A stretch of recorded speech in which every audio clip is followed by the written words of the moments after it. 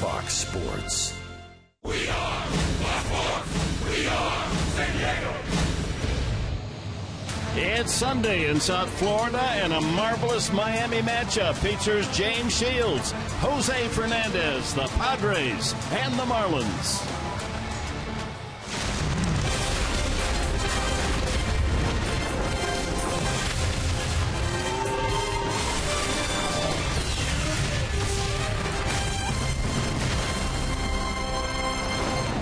Last night's 5-3 San Diego win keyed by Yan Solarte, a double and a triple tearing up the Marlins.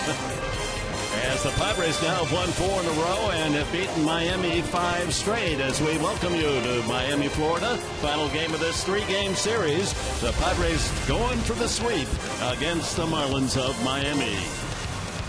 And a happy Sunday to you all with Mark Grant, Dick Enberg. Hopefully it'll be a fun day, maybe not a run day, because the Padres have to do something that has never happened to 23-year-old Jose Fernandez. That's beat him here at home. He has not lost here at Marlins Park, and is one individual who's got some electric stuff. The 23-year-old bouncing back from Tommy John surgery. This is the career. This is not a misprint, folks. This is like a man pitching against little leaguers. The ERA of 1.19. The opponent's batting average. Really not giving the opposition much to hit. Why? Because he hits the corners. He's got above average stuff, so hence the numbers. 15-0 here at Marlins Park. And that is historic stuff. Only Johnny Allen of the Yankees in the 30s, Lamar Hoyt with the White Sox in the 80s won their first 16 games at home. Fernandez trying to tie that mark today. And bouncing back from the surgery is the amazing thing. Not everybody bounces back like Jose Fernandez, because the strikeouts are up as well. That's a big part of his game. And for the Padres, it'll be James Shields, 8-4. His July not reflective of how well he pitched. He won only 1 game, but has been working well. Well, one of these games, he's going to get some massive support. Hopefully it's today. It would be nice to see James Shields get 6 or 7 runs to work with. But look at the win and loss, 1 and 2, out of his control. But what he can't control is the .217 opponent's batting average. Why? Getting ahead with the fastball, and he loves to throw the changeup. Righties, lefties, doesn't matter the count. That's his go-to pitch. The strikeouts are up as well for James Shields. He's toeing the slab, getting ready. It's going to be quite a matchup today here in South Florida. Now, you seem happier the last 4 days. I'm very happy. I'm with you, the Hall of Famer. The Padres are winning. There it's you all go. good. And even the Padres in the dugout and in the clubhouse. 4 wins will bring life and levity to a ball club, and the Padres are dancing in Miami today.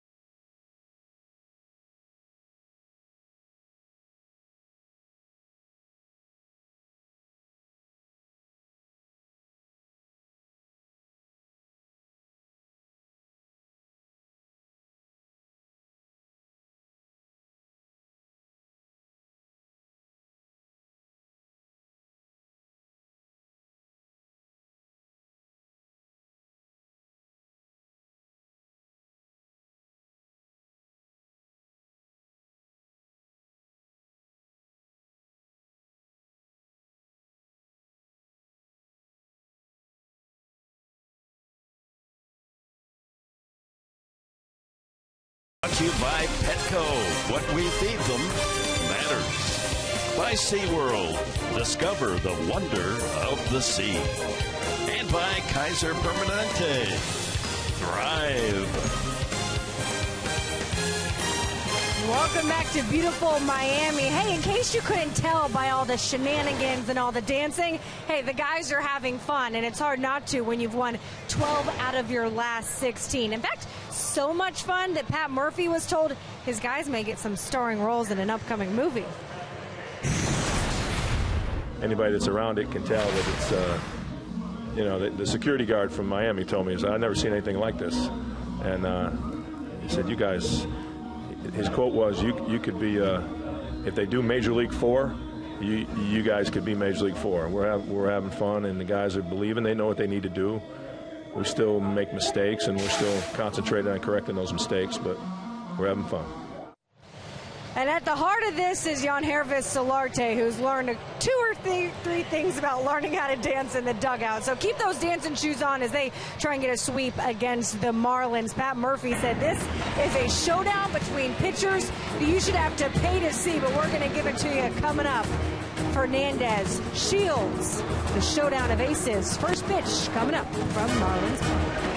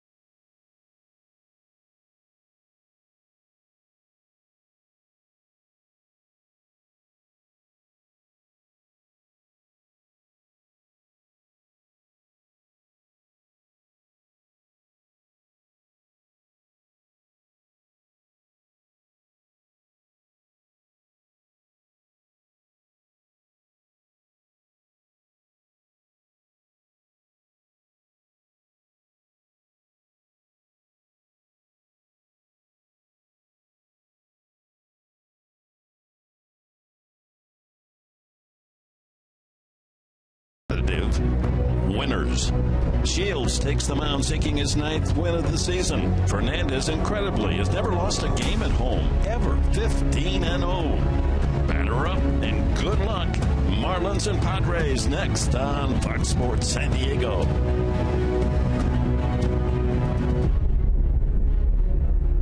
Yes, sir. Sunday morning baseball entertainment. Back to America's finest city. We're pleased you have joined us. Can the Padres come up, scrape a run or two against Jose Fernandez? He's been just brilliant, especially here at home, as we've already documented. Unbeaten, a very talented and articulate young man, escaped from Cuba. Outside today, 87 degrees. The roof, as per usual during the summer, is closed here at Marlins Park. Very cozy stadium, 37,000, lots of youngsters, Little League here today, so we'll have more noise than previous games as the Marlins take the field. Padres trying to make it a sweep. Marlins trying to snap a 5-game losing streak against San Diego. And here is the San Diego lineup brought to you by Toyota. Well, Pat Murphy is a superstitious sort. He's not changing his lineup with 4 straight wins, same as the last 4 games, except for the pitcher James Shields. So if you have a scorebook, just go back to the last 2 games. That lineup reads just the same. Jose Fernandez. Marlins scouting report brought to you by Sleep Train. Well, this kid's kind of special. Fastball 94 to 96, the curveball, the changeup, and he is a strike thrower. This kid can locate all of his pitches on the corners, and when he's healthy like he is now, he stays out of the heart of the plate. He has never completed a game as a major leaguer. That might be a factor. The Padres get to the bullpen. It figures to be low scoring. Who will get a run on the board first? A check of the Marlins defense brought to you by SeaWorld. Dietrich in left, Yelich in center, Ichiro, the right fielder, Prado Echeverria, who's had a good series at shortstop. Rojas gives D. Gordon a break today at second base, Bohr at first, and Mathis behind the plate for Jose Fernandez. Well, as we look at Jose Fernandez and James Shields, if both these pitchers are on their game, as a hitter, I would have to guess that we might see some swings early in the count. If they get a fat fastball, if they get a hanging breaking ball early, I say go to hacking, because you don't want to get in the hole against this kid or a guy like James Shields who can locate his changeup. So let's keep an eye on the early approach of these Padre hitters and the Marlin hitters. Adrian Johnson calls the balls and strikes today with Bill Miller, Sean Barber, and Doug Eddings on the bases. Just 23 years of age. Fernandez, solid 6'2", 215-pounder. And we are underway. First pitch is just out of the zone. Venable, he's been on a nice little run, raising his average to 255 the last half dozen games with 9 hits. Good road record for Venable, batting .292 away from Petco.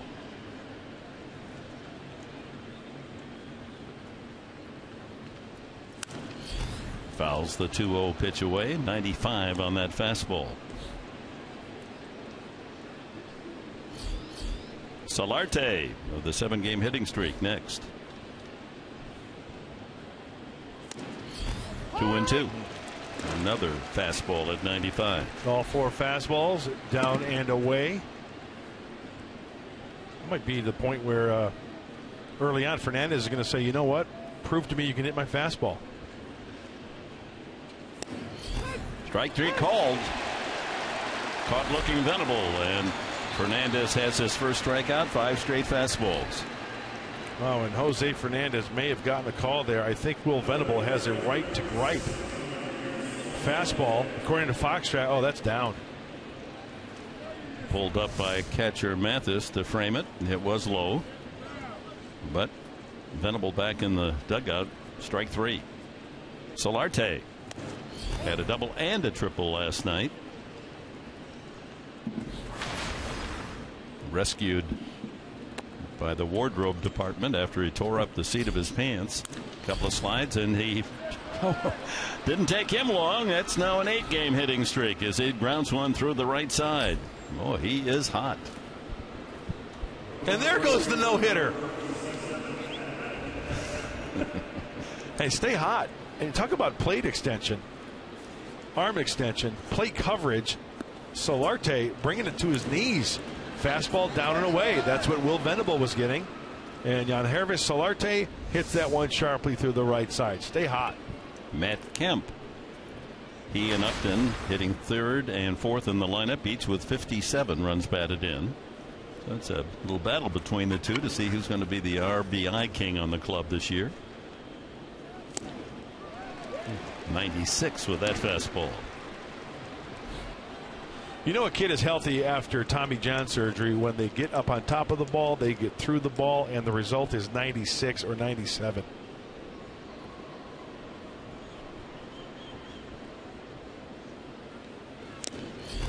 Oh, and 2. And location as well, Dick. Take a look at the delivery of Jose Fernandez. He puts it all in one pitch. Drop, drive a little bit, get up on top, extend a stiff front leg. The catapult effect. Yet to throw a breaking ball. He's ahead on the count. Let's see what Kemp gets. Another fastball. But if you want to root for an opposing player, it's pretty easy to point at Fernandez and say, how can you not like the guy? Not only because he's young and outstanding and a terrific young pitcher and all-star, and he's recovering from Tommy John, but how he got here to the United States. He tried with his mother and sister 3 different times to escape Cuba, caught all 3 times and put in jail. And then when they finally made it over in rough seas, his mother fell out of the boat. He dived in as a teenager, rescued his mother, saved her life, and they went on to the coast of Florida. It's a remarkable story. Also remember hearing about Fernandez when he was called up to the big leagues, his major league debut. A writer asked him, hey, are you scared? Are you nervous? And he just kind of looked at him, and no disrespect, but sir, scared? Hardly. From what I've been through to get here, hardly being scared. There's the breaking ball. Well, he calls that a hard slider. Some people might call it a curveball. It's got a bigger break to it, but talking to the Marlins announcers, Jose calls it a slider, and there it is, a sweeper down and away. Really a sharp break on it. And a line drive left field. He hung that one, and Kemp has a base hit and moves Solarte to second base. Back-to-back singles here in the first inning. Yeah, get him in the stretch and keep him in the stretch a long time. Boy, that would be very, very nice for San Diego to get on the board in the first inning, as this is another breaking ball. And as I just mentioned it, you get a hanging breaking ball, you get a high fastball, go to Hackett. Some good swings from Solarte and Kemp. Brings up Justin Upton. Upton, one of the few Padres that hasn't had a big road trip, but he did have the biggest hit of the road trip, that 3-run homer in the rain in New York to win the final game of that series and take the series from the Metropolitans. Off speed for a strike. That was his changeup. No, a breaking ball, I guess. He will throw a lot of changes. Couple of men aboard here in the first inning for the Padres. Dick, that's a good point. We'll have to check also. Fastball counts if he throws a changeup. There's the slider again, 0-2. There's his arsenal. He likes the changeup. Yes, he does, but showing the slider early in this game. Went to high school in Tampa and was a first-round pick 4 years ago of the Marlins.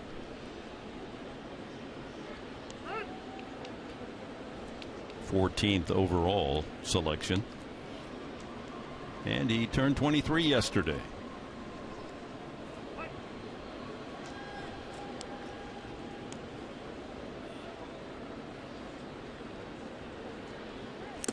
Gets him. All breaking balls, and that's a couple of strikeouts for Fernandez here in the first. Well, runners at first and second, and usually what a pitcher will do, especially a power hitter like Justin Upton, breaking ball first pitch, breaking ball second pitch, breaking ball third pitch, and Justin Upton goes down swinging. So Yonder Alonso, with the leading batting average of a Padre at .284. Because you know a guy like Upton is going to look for the old number one, and Fernandez counters with the breaking stuff. So Cuban native against Cuban native hitter.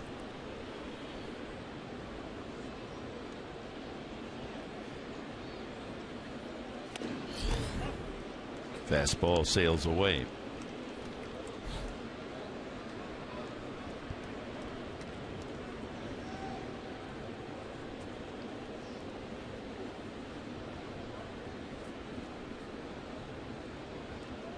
Solarte off second. Kemp at first base. 2 outs.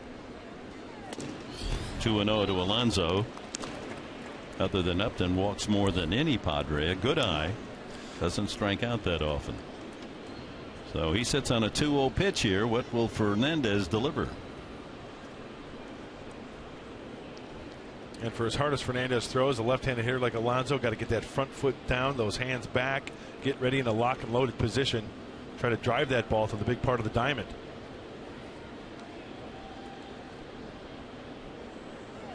way outside and high, 3-0. That was the changeup. Yep, I think that's one of the first changes we've seen, Dick, at 88. Well, early in the game, 3-0. You figure to get a fastball, maybe he will have a cut at it.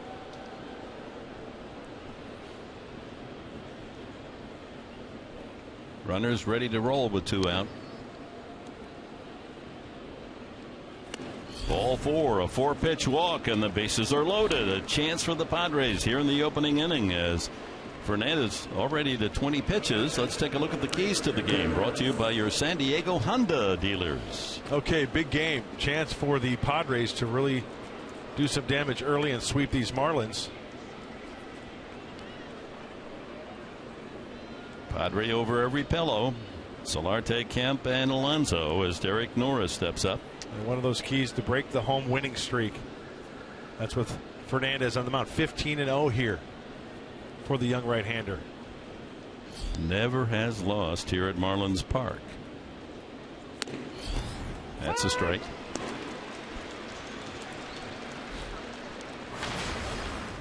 There are the keys to the game. Yeah, then fillet the fish.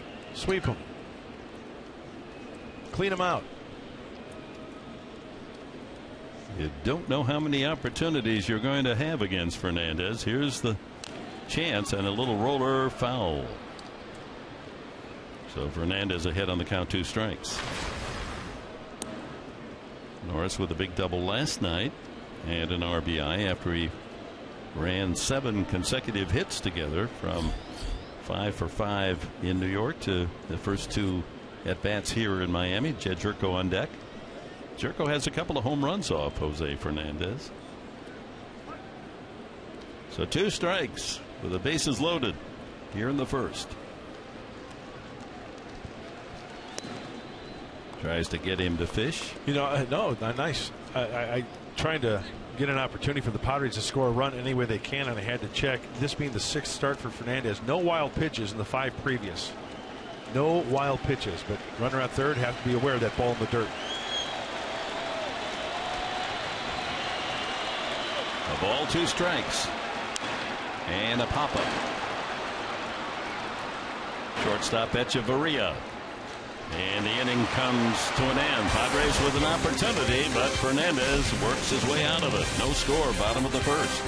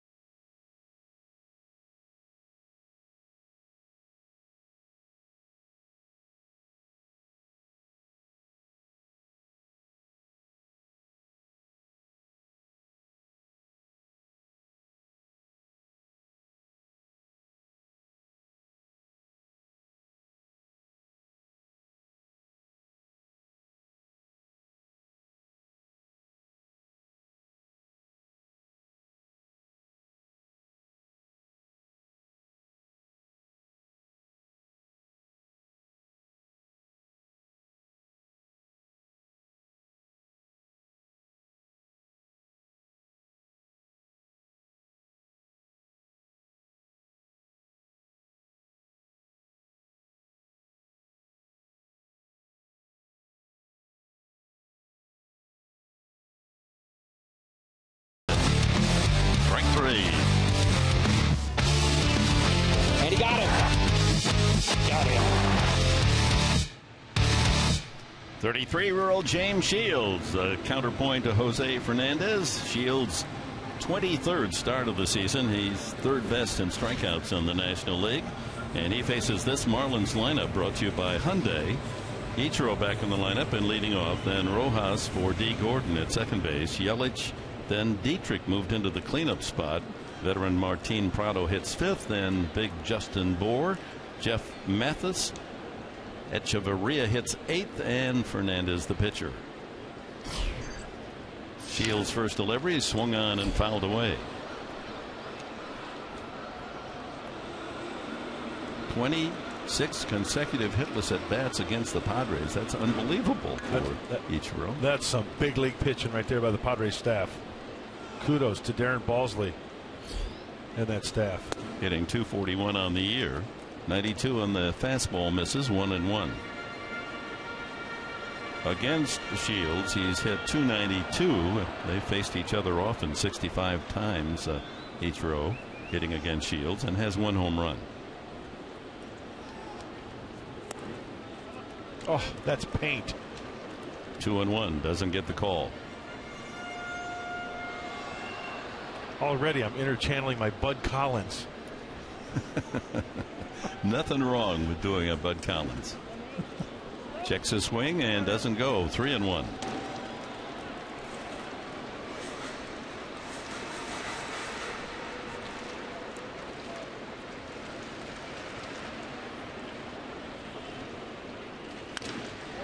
Center field, Venable on his horse, going back and can't get it. Ichiro into second base. A double. Just off the glove of Venable. And the Marlins have something going in the bottom of the first inning. We saw yesterday Will Venable make a great catch going to the right center field gap, and I really thought he had this one cradled in as well. This ball is hit pretty well. Ichiro gets extended. Now Will playing a little bit on the shallow side and just off the side of the glove. I think he was surprised by how well that ball was hit. He started slowly to go after it and then had to put it in high gear. So Ichiro at second, no one out. Miguel Rojas getting a rare start. Only 30 at bats this year. Well, how close was it? The glove gets extended off the pinky side of the glove.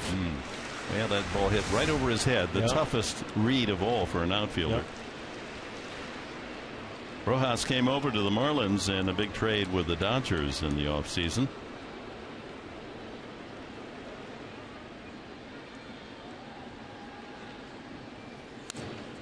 It was the deal that Dan Herron came to Miami, and D. Gordon.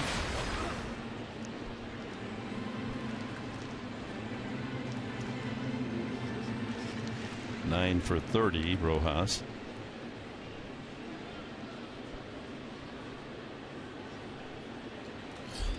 Trying to get that runner over to third base.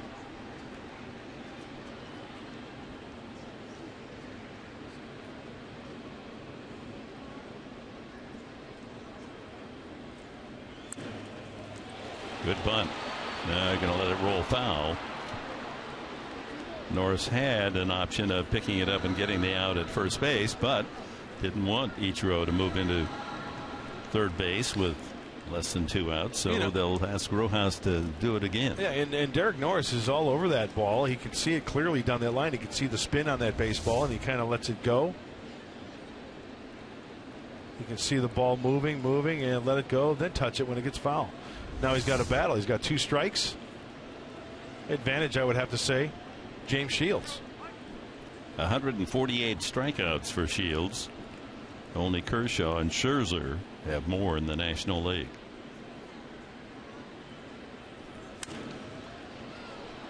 That'll be off first, and Alonso, good hustle, but it's back a couple of rows.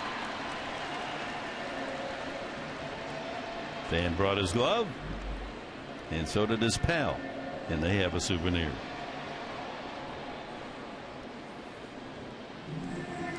Yeah, the Padres with a chance against Fernandez in the first, left the bases loaded. Now Ichiro with a leadoff double against Shields here in the bottom of the first.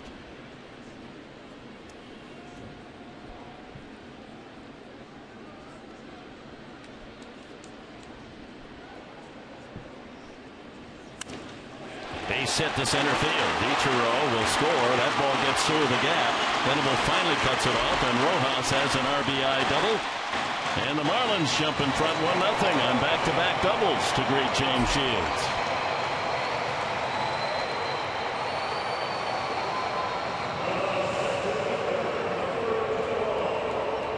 Only the third RBI for Miguel Rojas. It looked to me like Rojas went down and got that, and it looked like it was maybe an off-speed pitch. Watch him go down and get it out in front. Almost one-hands it. It's a changeup. It speeds up his bat. And the reason why I say that is because look at Will Venable. He's on the first base side of second base. The off-speed pitch, Rojas out in front of it, and Will does a fine job of getting that ball and holding him to a double. The ball gets by him. That's trouble. Double trouble. Triple trouble. The hitter's Christian Yelich, 266 on the year. Had a 2-run homer in the first inning in Game 1 of the series. Padres won that game in extra innings, 8-3.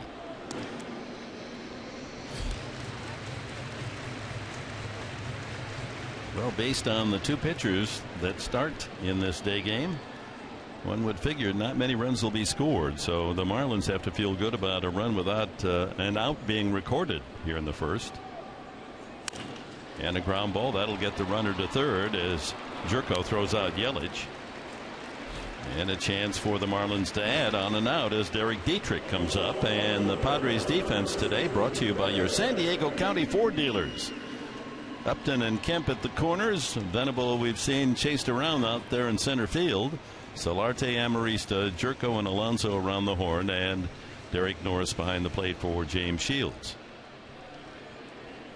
Dietrich hit that home run in Game 1 in the 9th inning with 2 outs to tie it at 3 and force extra frames, and the Padres then won it in 11. Scored a big run last night after striking out on a wild pitch, reached safely and came around to make it a 5-3 game. That's plenty deep. Upton back, and Rojas tags, and he can walk home, and the Marlins have a 2-0 lead.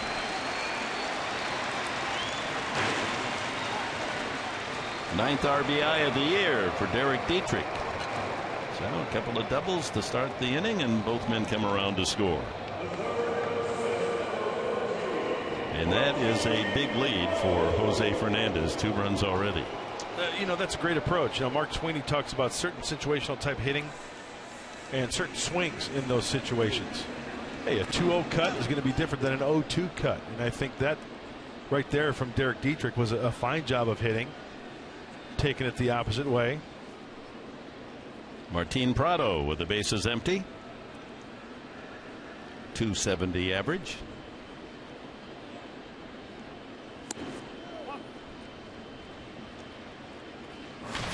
Against Shields, there's his overall mark on the year as a Marlin, but against Shields he's 4 for 8 with a home run.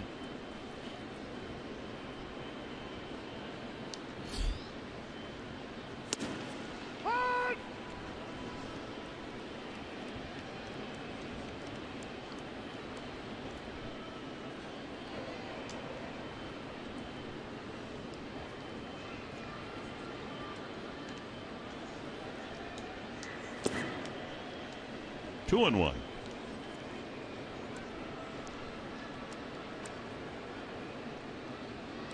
Useful hitter, Prado.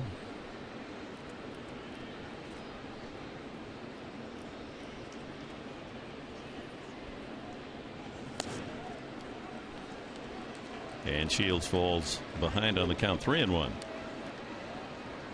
Shields has had good success against Miami in his career. He's 6-2. But he falls behind 2-0 early today. And walks Prado.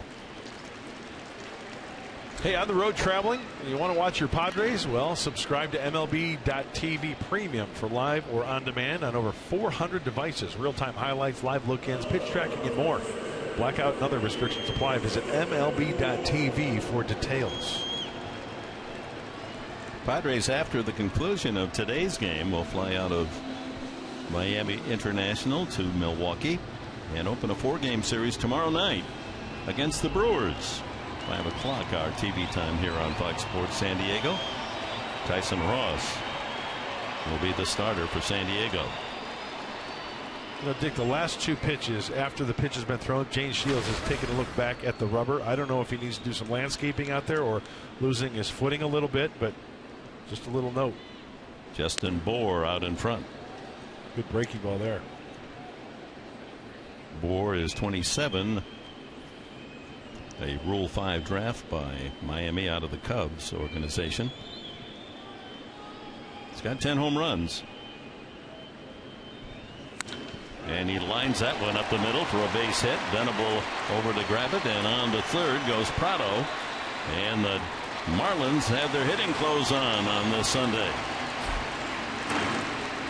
2 doubles, a single, and a walk. And with 2 away, it's Jeff Mathis, the catcher.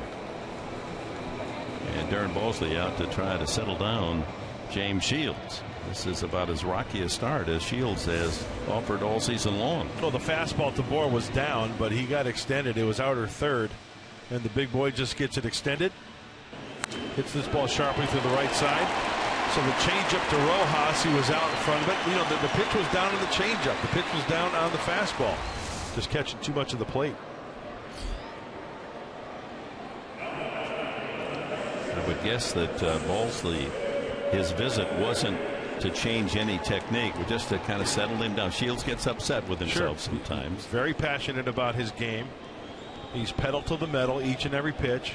It's early now. Just get out of this inning. A lot of time to go. Mathis been up only 48 times with 6 hits. 32-year-old veteran. He pops it up. Foul territory is Solarte.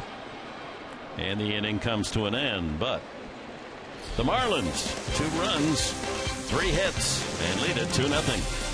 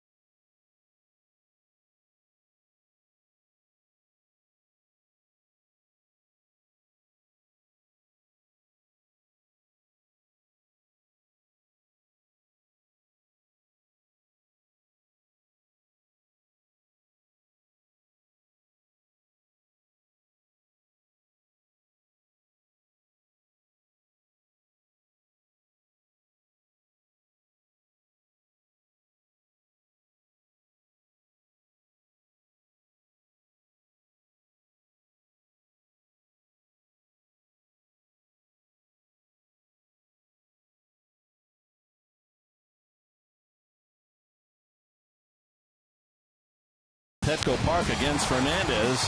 Jed Jerko, not 1 but 2 home runs off Fernandez, but that would be his last effort. He complained of elbow soreness. They did the MRI and required Tommy John surgery, and returned a little more than 13 months later, and he's 4-0. You know, I was talking to Rich Waltz, the TV voice for the Marlins, and Tommy Hutton before this game, and they were talking about that game.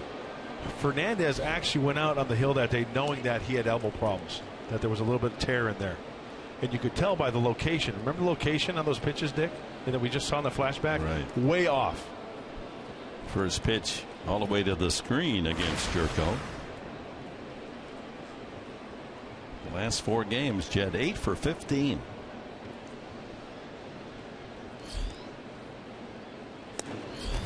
2-0. Well, in that first inning, the first 11 pitches, anywhere from 94 to 97 as you take a look at the numbers against Fernandez for Jed.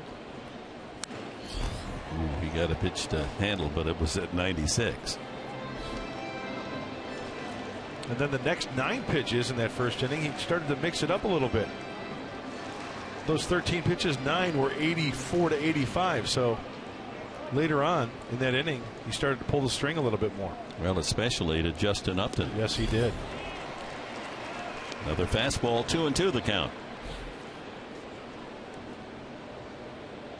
Both pitchers toeing the slab today, Dick, very intense. You can tell, you can see it in their face, you can see it in their mechanics, you can see it in their mannerisms. High pop foul off third, and that'll make it into the seats. Gives us the time to encourage you to tweet your strongest fan photo. Use hashtag SDDataStrongFan. You might see yourself in an upcoming telecast brought to you by T-Mobile.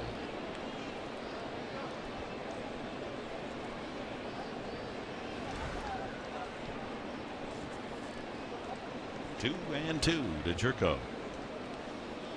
And he gets him on the breaking ball. Third strikeout for Fernandez.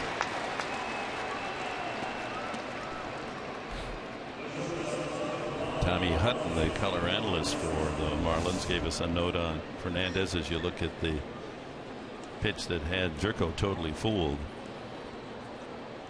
There, see, there's that breaking ball that's just off the plate a little bit, and as a hitter, you have to offer it that. Alexi Amarista, the hitter, takes inside, trying to break out of an 0 for 24 drought. Anyway, Tommy Hutton said that Fernandez, because in Cuba when he was pitching as a kid, they didn't have rosin bags, so he had to use hands full of dirt, and would just rub dirt on the back right side so that he could go back to his buttocks and get a little. There it is, there, just out of habit. He continues to do it, although of course there's a rosin bag there for him to use. Oh, just 23. Yesterday, 23. Yeah, they don't come along too often like that. Right. And 3-1 to Amarista with the pitcher Shields on deck. 98 tops on his fastball. You throw some change-ups also. And Amarista thought that was a little high. Adrian Johnson says it's now 3 balls, 2 strikes. You know, Jose Fernandez is the type of pitcher where he doesn't need a little extra help now. Pitch looked like it might have been off the plate. This ball mid to upper 90s off the plate. Ground ball to first, and the slump continues as Moore goes to the bag, 2 away. James Shields has more hits than any Padre pitcher with 7.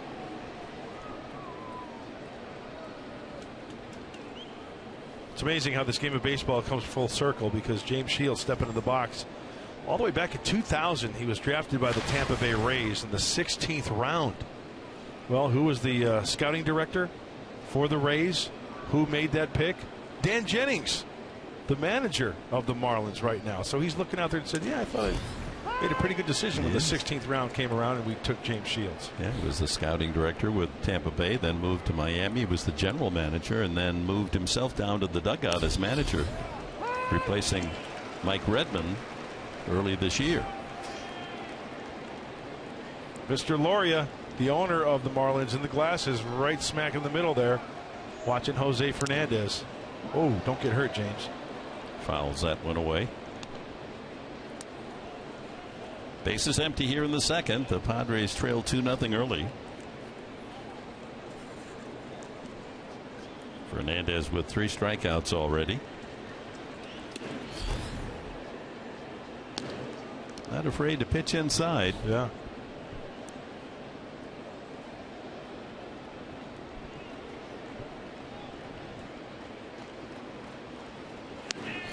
And strikeout number 4. Padres go in order in the second. Echeverria will lead it off for the Marlins in the second.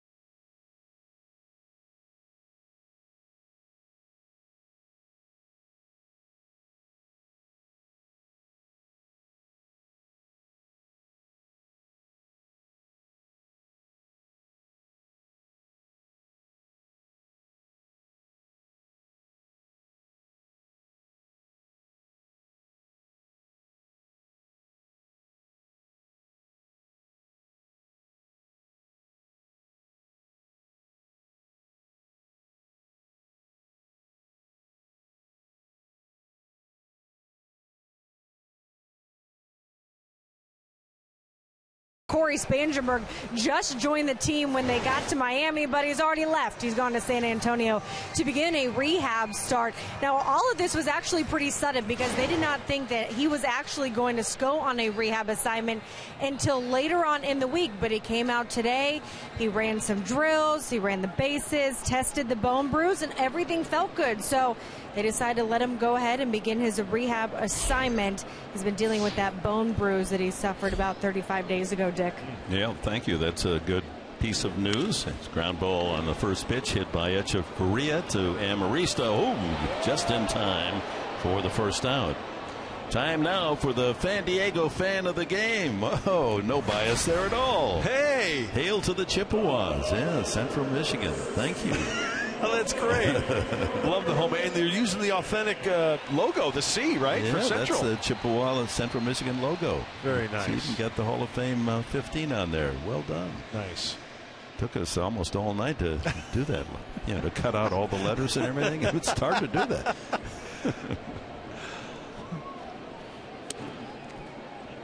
Jose Fernandez is 2 for 12 as a hitter. I saw an art supply store receipt by your door. Did you accidentally drop that? Yeah, I can expense it though.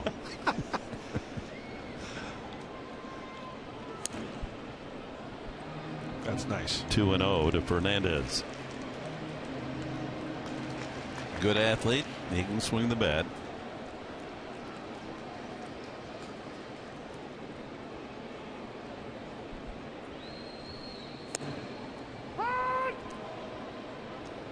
Trying to disrupt James Shields with that bunt attempt. That's just occasionally pitchers will do that once in a while.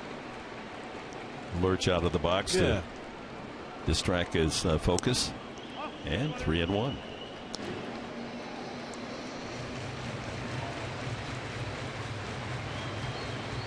Big hole in left center field. Venable playing into right center.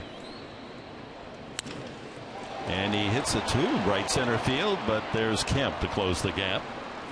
2 away. Ichiro doubled over Venable's head off Venable's glove to open the first inning. Came around to score when Rojas followed with a double, and then Rojas scored on a Dietrich sacrifice fly for the 2 runs. First hit of the series for Ichiro, and that snapped that long hitless string against Padre pitching.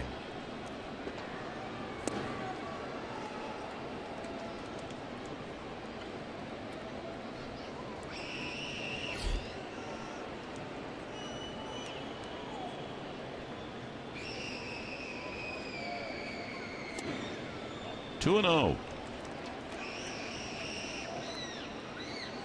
Ichiro now 41. Major league career batting average of .317 coming into the season.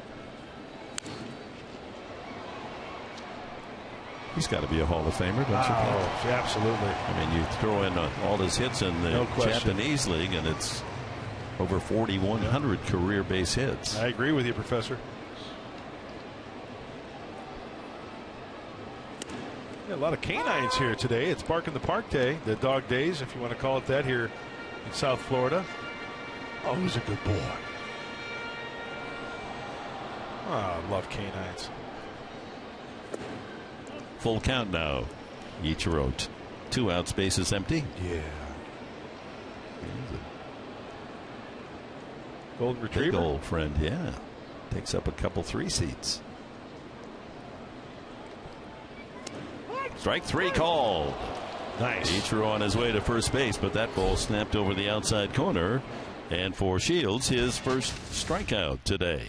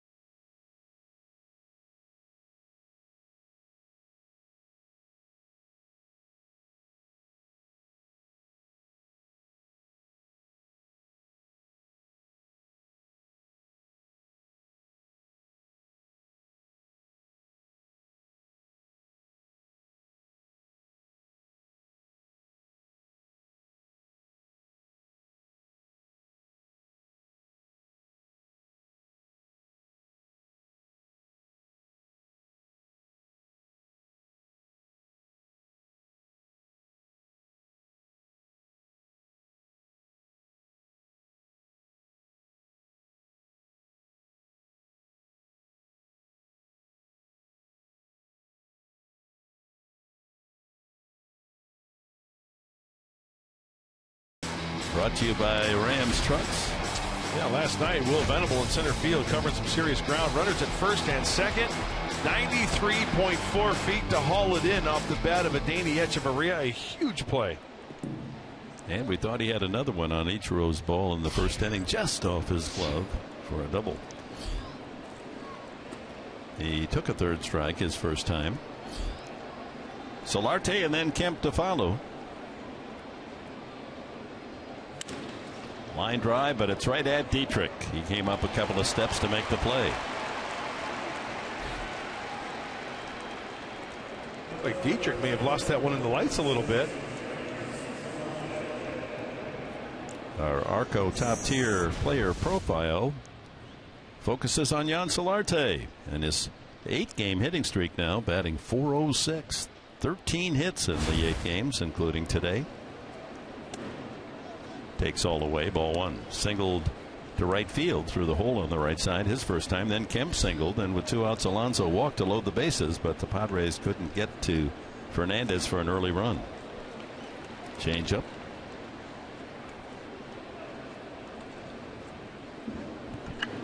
Second time around, you might see that more of that change up from Fernandez.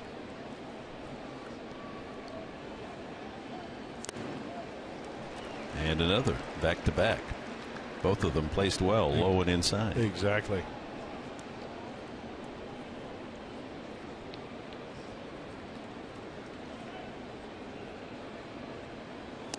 Breaking ball misses. Well, the more Jan Solarte plays, the more you see things you like. Yeah. Good defensive play last night, along with a double and a triple. He plays the game like a little kid. I mean, he has fun. Yeah, he does. Big smile. Puts together good at-bats. He's intense.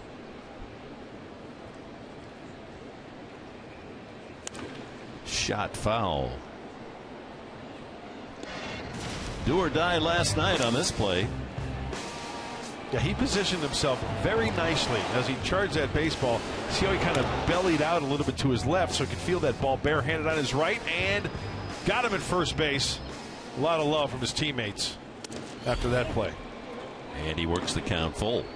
97 on the fastball. So Fernandez has his good stuff. Yeah, he's going to maintain that. But he has thrown 50 pitches already. And he walks Solarte. Second base on balls from the 23-year-old from Cuba. Dick, you make a great point, because looking at his prior starts for Fernandez, this being his 6th, he has yet to throw 100 pitches. The most he threw was last time out at 99. So if the Padres can get up into the 90s early on, get into that bullpen. Matt Kemp lined a single to left field his first at bat. It's a big ballpark. It's not an easy home run yard. Marlins Park. Right field straight away, perhaps the fairest for the hitter, but it's deep to left field, and center field 418.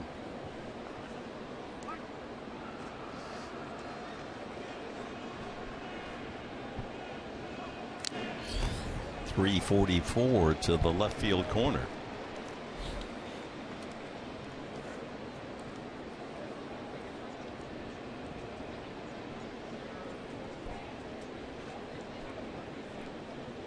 At Kemp in the last 19 games hitting right at .350.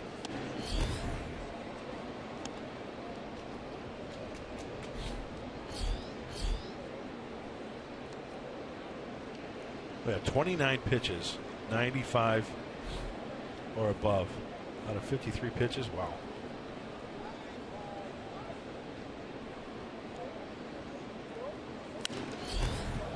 And the count goes 1-2. And if you're enjoying the beautiful pictures here from South Florida, well, we remind you they're presented in HD by Sony 4K.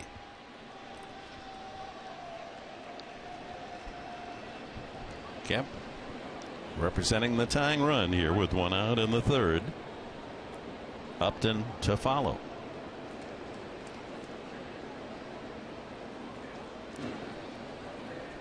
Hey, everybody loves the long ball. I love homers. You love homers, Professor? Oh, absolutely. I know. Oh. Chicks dig the long ball.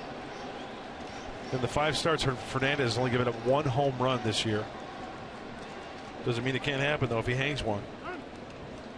Going into this ball game, 32 innings.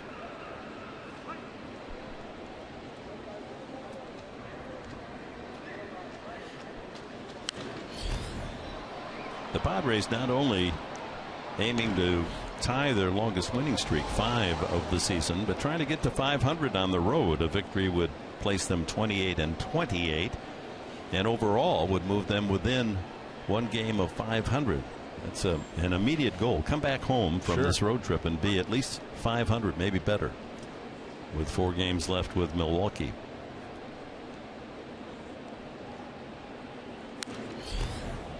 Good battle.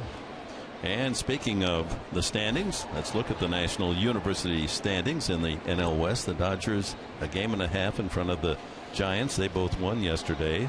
Arizona lost, so the D-backs and Padres tied 8 back, and Colorado 14 away. San Diego now back in the wild card picture, 6.5 games out of the wild card. Breaking ball misses. Hey, yesterday we didn't see the San Diego Padres on that wild card list, so creeping up. Hey, day by day, step by step. Wins will do that for you. Yes. Kept making Fernandez work. See those pitches up in the zone? All it takes is 1. Line drive, double play. Solarte was too far off the bag. That's an easy line drive double play. 4-3, and the Padres are gone in the 3rd.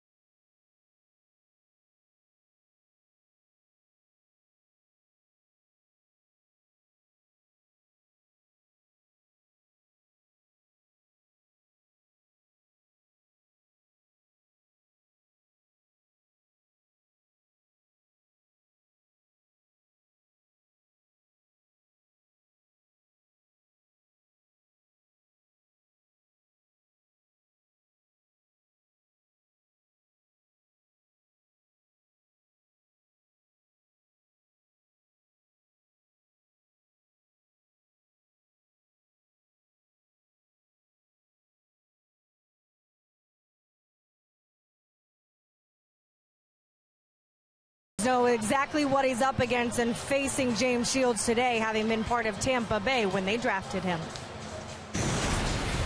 I remember the second year, I think it was 2002, he had the shoulder surgery and missed the whole year, and the way that he come back from that with the grit and determination, that's when you kind of saw what he brings on the mound, and you knew you had a competitor, a guy that was going to battle, and I love him except for today. Well, Jennings said they didn't know if they were actually going to be able to sign him because Shields had actually signed with LSU, and the coach at the time there was always so tough in wanting to sign his players, but he ended up going to Tampa Bay anyways. Well, Shields goes to work here in the 3rd. Thank you, Chris. Rojas flies to right. 1 pitch, 1 out. And Christian Yelich grounded out his first time. If you're just joining us, Shields gave up the 2 runs in the first inning. Ichiro doubled off Venable's glove in center. Rojas then doubled him in with a line drive to left center. Moved to 3rd, and Dietrich brought him home on a sacrifice fly for the 2 runs.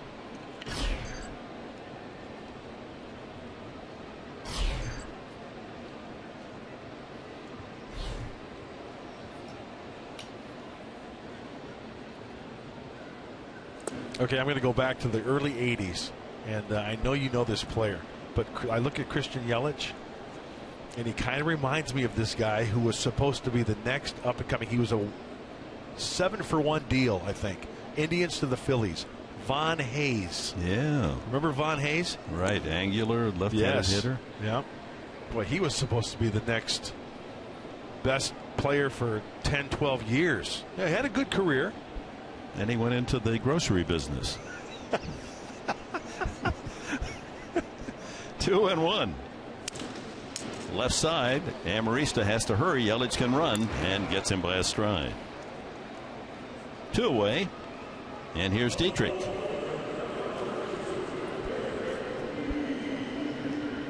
You like to go shopping? You know what? I like to go clothes shopping. Food shopping? Yeah, I know. You're a clothes horse. Everywhere we go, you like to go out and see what you can add to that wardrobe. I love to go. Do you really? Well, places like, we have a Vons near our house. I walk down. I love to just stroll the aisles and see what we can buy. Check out Maybe the fruit. it's because on the farm we didn't have a lot of food. I mean, we had what we grew, and now and then Mom would buy some pork chops. But fly ball on the infield to be continued as Jerko makes the play. We've completed 3 6-pitch inning for James Shields. Clean up aisle 4 in the 4th. Clean up aisle 4.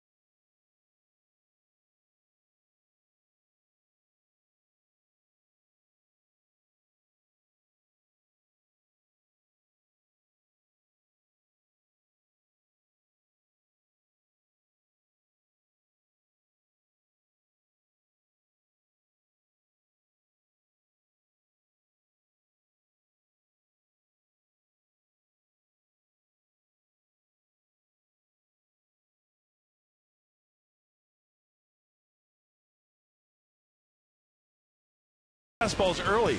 Well, the runner's in scoring position, breaking ball. He knows that he likes to hit the fastball, and he just brings it out there a little bit more. Pitch 2 and 3. Pitch number 2, legitimate strike. Pitch number 3, off the plate. That's what Jose Fernandez can do. How will he approach him with the bases empty here to start the 4th? Upton, Alonso, Norris scheduled. 2-0 Miami in the 4th. Padres a little unlucky in the last inning as Kemp hit it hard, a line drive into a double play.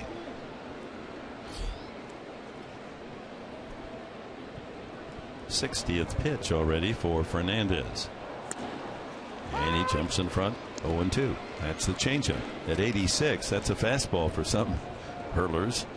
Well, the batting average against Jose Fernandez is .210, and you can see the hot zone where he gets hurt. Middle, down and in, and up with the fastball. Strikes out Upton on 3 pitches again. So 6 pitches, 6 strikes to Upton. And Dick, he reached back for a little extra on that last one. That one was 98. We saw the sequence the first at bat. It was 3 breaking balls in a row to Justin Upton, and this time it was a little bit different. Yonder Alonso walked the first time. Fernandez has walked 2 and struck out 5.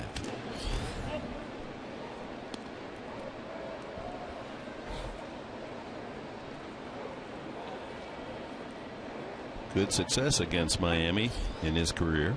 Alonso, a little extra going for him since he grew up here in Miami and went to the university.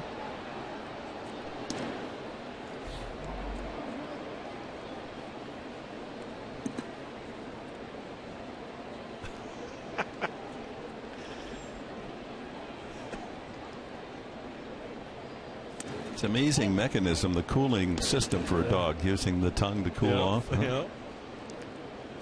I notice you do that now and then. Does it really work? Oh, it does. It's great. Especially here with the humidity. 3-1 now to Alonso.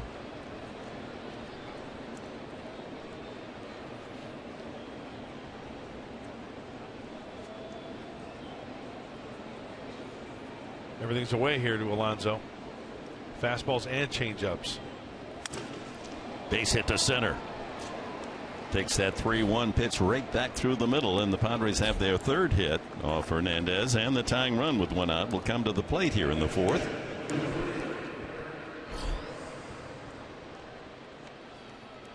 You have to be really short and quick to the baseball against Fernandez. Look for the fastball and adjust. That ball looked like he was out in front of it a little bit. Off the end of the bat. Kind of think that bat snapped on him. May have broken his bat, and he will gladly sacrifice that shillelagh for a base knock. Norris shoots that one foul. He popped up to shortstop with the bases loaded and 2 outs in the first. Now that hit total looks good at 8 when you get 5 in one game, as he did against the Mets.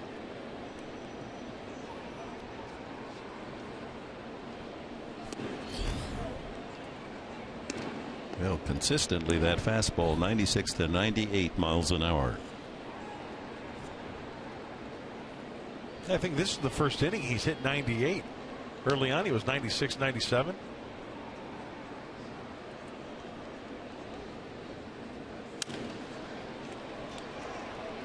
Second baseman Rojas with an easy out. 2 away to Jed Jerko. Struck out swinging the first time. Went after that slider.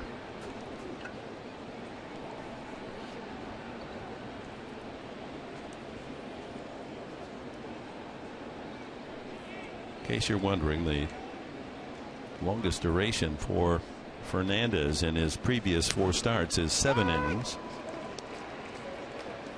And it's surprising that in his young career he's never completed a game.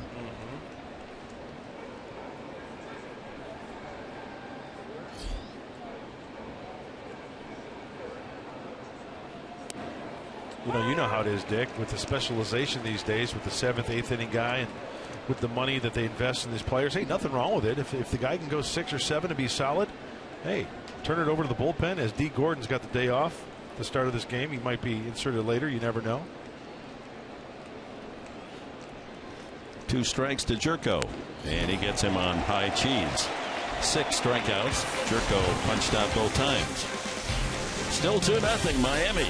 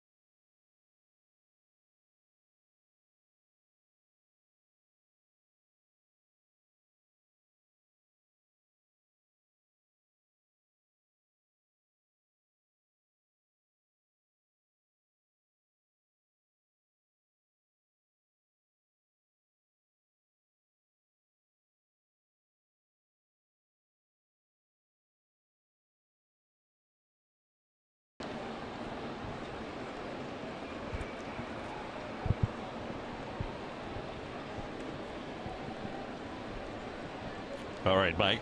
Bottom of the 4th inning. Prado, Bohr, and Mathis for Miami. Prado walked his first time. Shields has retired 7 in a row now since the single by Bohr back in the 1st inning. Breaking ball snaps in there. So the pitching matchups in Milwaukee beginning tomorrow night. Ross against Peralta tomorrow night. Then Cashner will draw Jimmy Nelson, who's having a good season. Won 8 games. Kennedy will come back from paternity leave to pitch on Wednesday night against Taylor Jungmann. And then a day game Thursday, Despaigne and Matt Garza.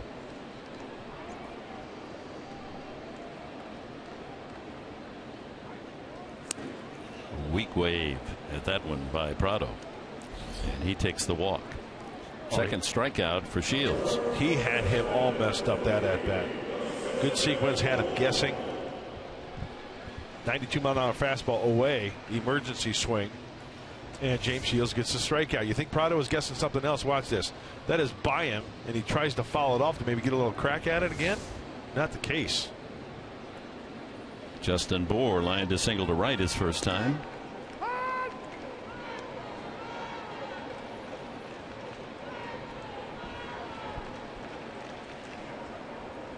Eight now retired in succession by Shields. Curveball.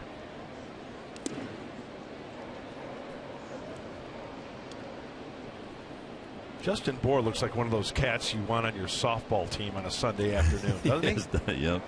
Big kid, big He brings swing. the beer. He brings a case for the post-game libation. He just goes up there and goes to hacking. Oh, the equalizer, the changeup. 1-2. Good arm action. Good action on the baseball off the plate. How about the news out of Boston yesterday that Larry Lucchino is stepping down as president and CEO of the Red Sox? Saw that. He's had a good run. He'll stay in that position till the end of the year. He's brought the Red Sox a couple of world titles. Pretty good pitch. Full count to big Justin Bohr, a 250-pounder.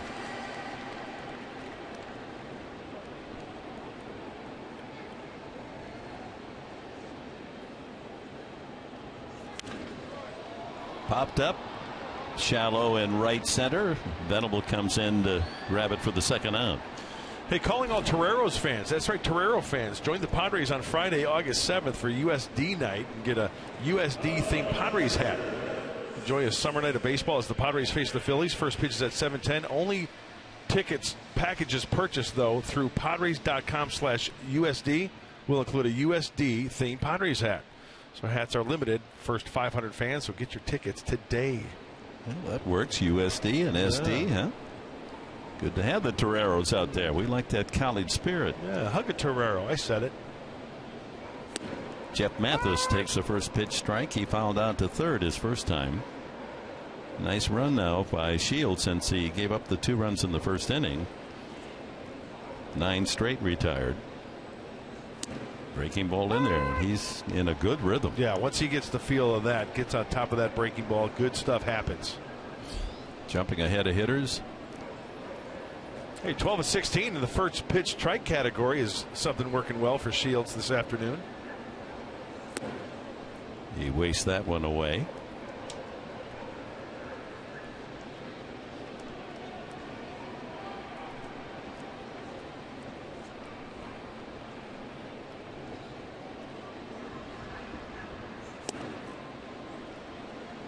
Two balls, 2 strikes to Mathis.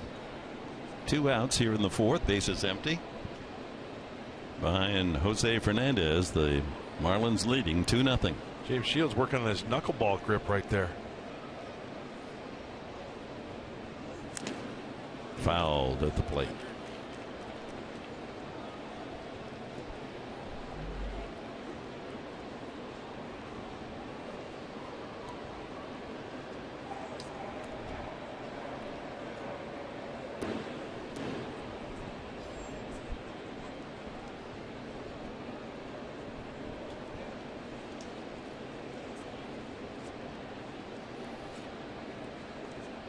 Shields taking a little thought walk there between pitches and strikes out Mathis. A couple of strikeouts and another 1-2-3 inning for Shields.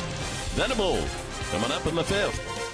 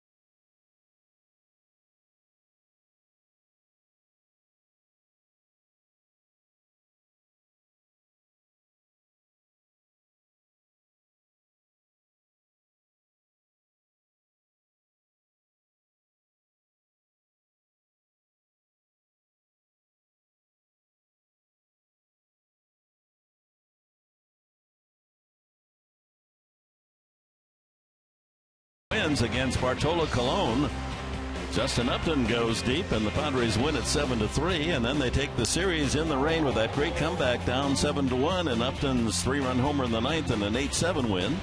Then in the opener of this series, the Padres in 11 got 4 consecutive walks and strolled away to a win. And last night, Solarte was the star with a double and a triple to spark the San Diegans to their 4th straight, 5-3. But they trail today. Jose Fernandez has shut them out through 4. Each team with 3 hits, but the Marlins got back-to-back doubles in the first inning and a sac fly to take the lead.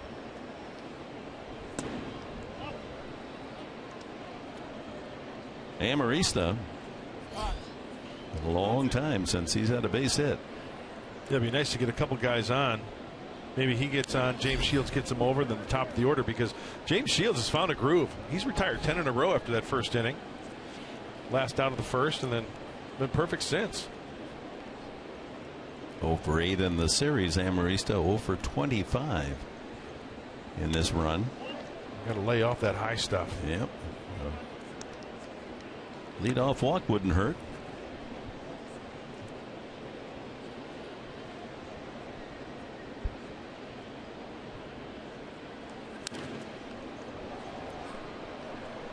Well, if he's going to swing at that 3-1 pitch, he's got to try to take it that way. Kind of pulled off it a little bit.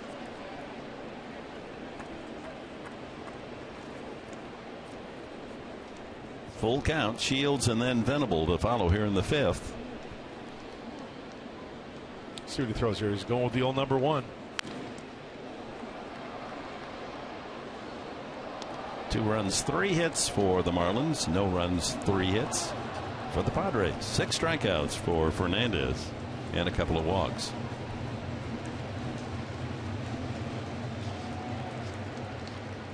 Here comes the heater.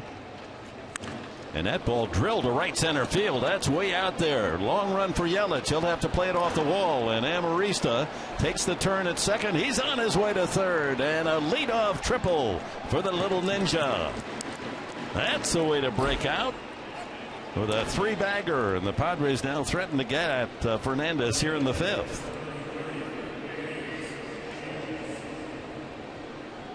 This ball smoked like a Christmas ham. Fastball right down the middle. It gets extended. And I'm guessing Alexi is going to guess fastball. He's got the 2-run lead. He wants to challenge him. Not many Padres this afternoon have squared up the fastball. And Alexi, the triple bagger. Love it. His 3rd of the season.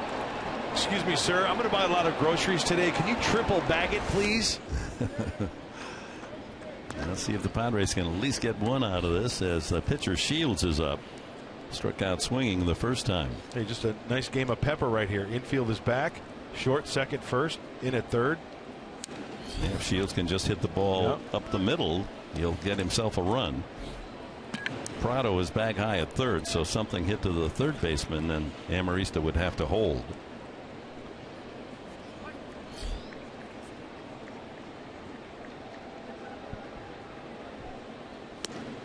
Breaking ball, 1-2.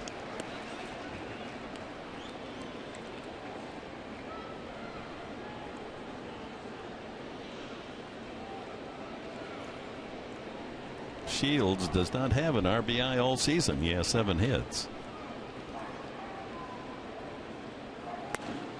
Strike 3 called. He knew it. 7 strikeouts for Fernandez. So top of the order, Will Venable. Lined out to left his last time. That would get the run home if he can repeat it. So Mathis out to have a chat as Will Venable comes up. It's his 3rd time around. Remember last time, well, the first time up he struck out looking. The second time up hit that ball pretty well to left field. So and through the lineup 3rd time around, the average creeps up to 258. Infield plays well back except for Prado at third. Anything on the ground, and the Padres have a run to the pull side. Strike 1.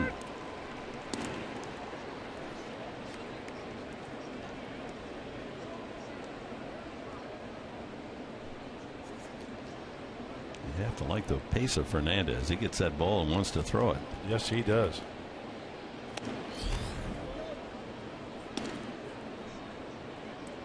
Still over 95 on his fastball.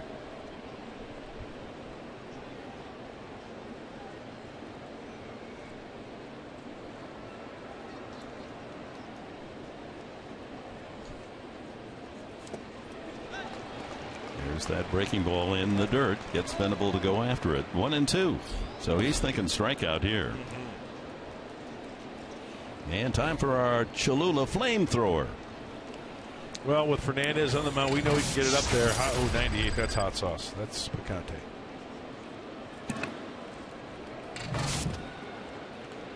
That's ghost pepper. Amarista still at third. 1 out and 1-2 coming up to Venable. And just does foul that off. Protective swing. We're in the 5th. The Padres trailing 2-0. A leadoff triple. Amarista. Shields struck out. Venable trying to get the run home. Solarte's on deck. Well, he threw him a breaking ball there out in front. Fastball up, says Jeff Mathis. And out of the strike zone. 2-2.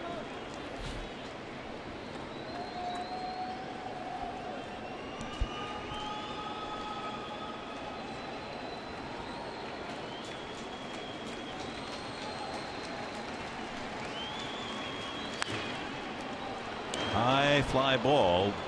Ichiro coming in on it. That's not deep enough to get the run home, and Amarista only can bluff as Ichiro's throw comes all the way to the plate. That's an easy throw. Fans cheer, but he's just behind second base when he caught the ball. So unable to get a run home on and out. It's up to Solarte. You know, Ichiro through the years, he just does everything so fundamentally well. He knows that he's not going to go on him, but still, he camps under that ball. He's got his momentum. It's almost simultaneously the crow hop as he's catching that ball up on top. We've seen that for many, many years. So Solarte, who has extended his hitting streak with a base hit today and a walk, 8 games in a row, taking all the way for a strike. Jan basically takes that first pitch until a strike is thrown. He just likes to get a feeling for the opposing pitcher. Now he's ready to do business, and he's been effective. 2 outs, runners in scoring position. 3:33.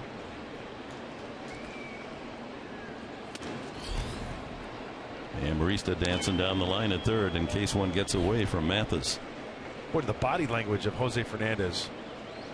I mean, he's intense. He wants to get that rock, get up on top of that hill, and go to work.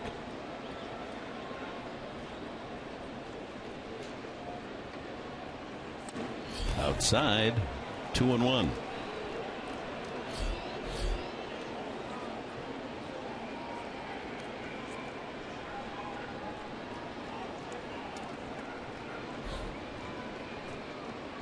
.93rd pitch coming up.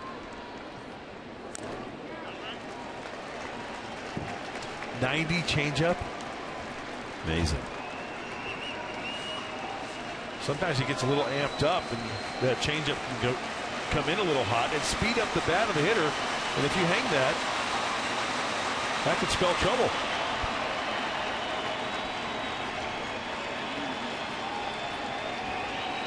Everything's away. And here comes a breaking ball down and in. And he strikes him out. So the Padres a leadoff triple. Amarista, and then Fernandez reaches back, strikes out two, and a soft fly to Venable, and the Padres come up empty. We're at the halfway mark, 2-0 Miami.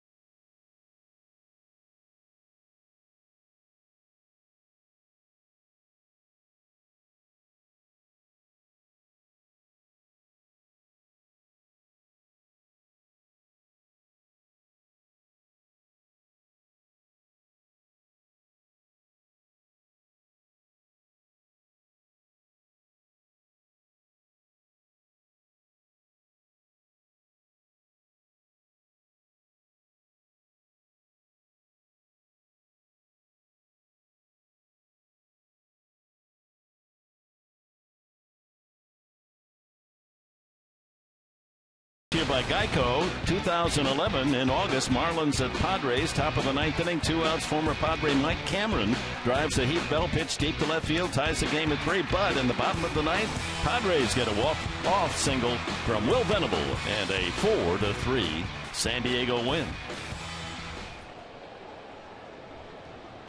James Shields has retired the last 10 batters, and he will face Echeverria, then Fernandez and Suzuki in the last of the 5th inning. A disappointing top of the 5th for the Padres, with Amarista leading off with a triple. Couldn't get him home. Echeverria struck out his first time. Check that. He grounded to short his first time. Dan Jennings calls him the best kept secret in baseball. He thinks he's, with the bat and the glove, one of the best shortstops. And there's a base hit to center field. So goes the 10 straight outs from Shields. And Echeverria has 4 hits in the series. Well, that one kind of hurts because he had 0-2, and James missed with a fastball there. He's got a really good feel right now for that breaking ball. As we take another look, foot is down, hands are back, and he recognizes the high fastball right back up the box. So 4 for 9 in the series, Echeverria. Here's Fernandez. Sacrifice is in order.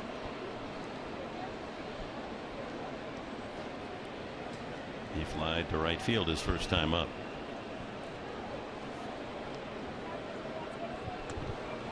Try to keep that runner close. Hope that you can get a force at second on a bunt. See how Fernandez pinches the bat? Sometimes pitchers will wrap their digits around the barrel of that bat as Shields goes back over to first. But that's one thing you learn as a kid when you try to bunt. You pinch the bat. See how he's pinching the bat down by the label. so you don't get those fingers in the way.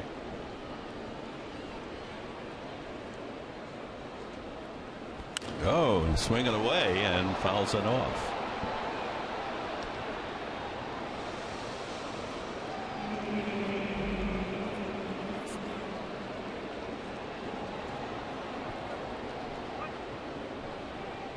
Solarte way in on the grass.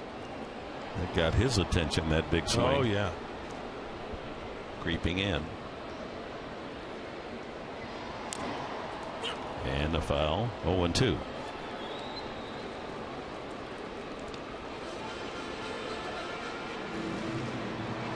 Derek Norris directing traffic. In the event of a bunt that's firm, he'll yell 2-2-2, try to get that lead runner. That's why Solarte at third base is creeping in very, very closely.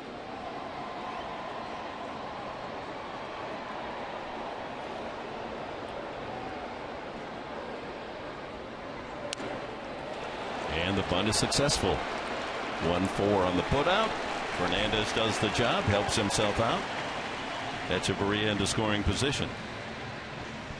And the top of the order, Ichiro and Rojas, who collaborated in the first inning, back-to-back doubles and the 2 runs in the game.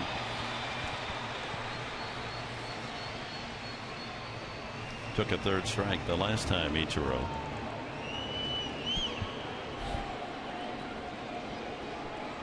The way Fernandez is pitching, that's a big run for the Marlins out there. Shields trying to hold him at 2, figuring that Fernandez probably has one more inning. He's already at 94 pitches. Give the Padres a chance, if not against Fernandez, against the Marlins bullpen. But it's a good bullpen. 4 shutout innings, only 1 hit yesterday.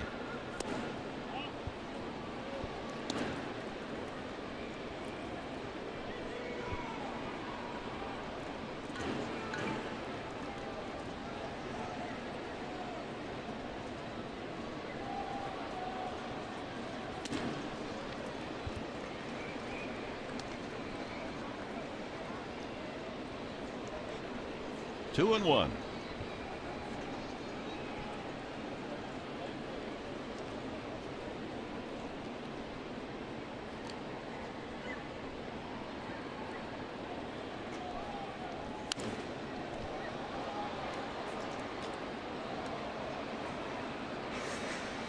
The double today was Ichiro's 2,902nd major league hit, so 98 away from that magical 3,000 mark. And then of course he had all those hits in the Japanese league.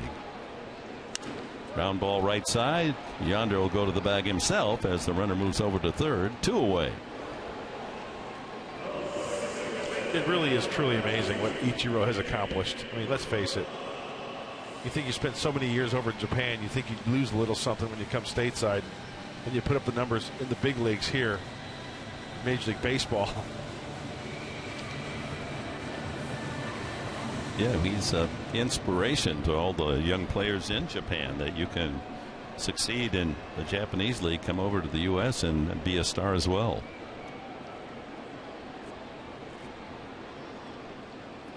Rojas, RBI double and a fly ball to right. Whoa. And tempted was Echeverria. He was 30 feet down the line. The ball not quite far enough away for him to try to scoot home. I don't know whether Derek thought initially that ball stuck in his glove. Let's take another look. Breaking ball, and then maybe he just thinks it's in front of him, but then James Shields yells and he covers. Nice recognition by James Shields covering home plate, and then Derek Norris. He had it all covered.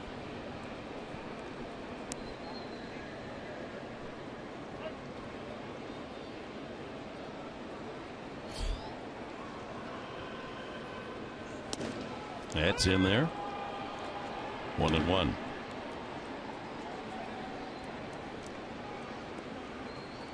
Rojas hit only 181 last year with the Dodgers. Packaged up in that big trade with Herron and Gordon here to Miami. Slow roller. Solarte's throw in time. He continues to play a good third base, and the Marlins denied in the fifth. It's still 2-0.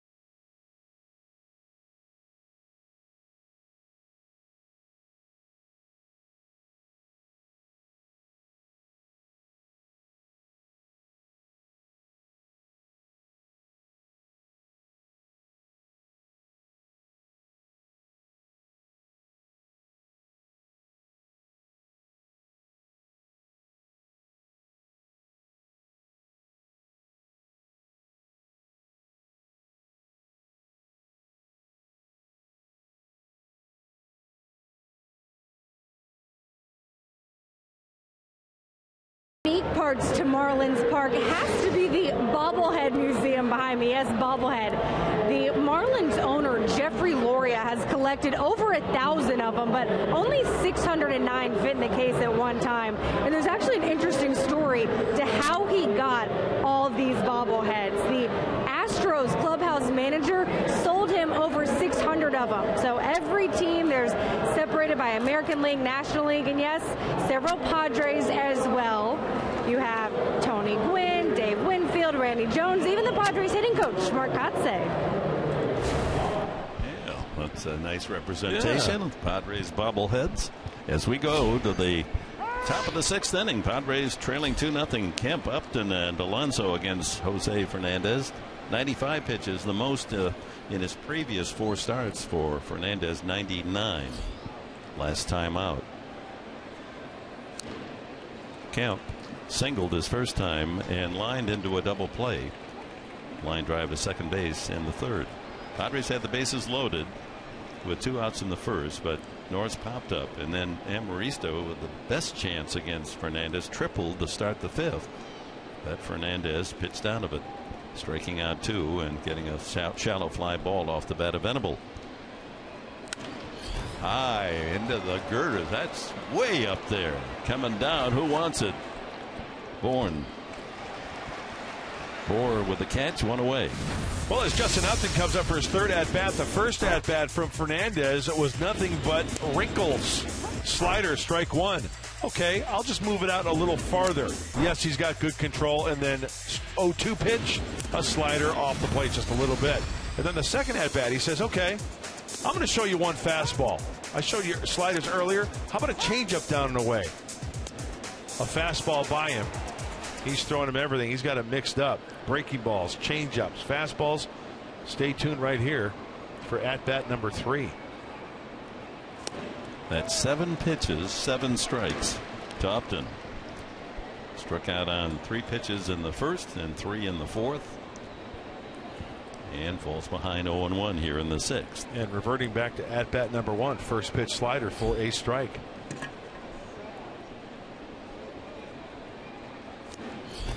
Eight pitches, 8 strikes. Fastball at 97.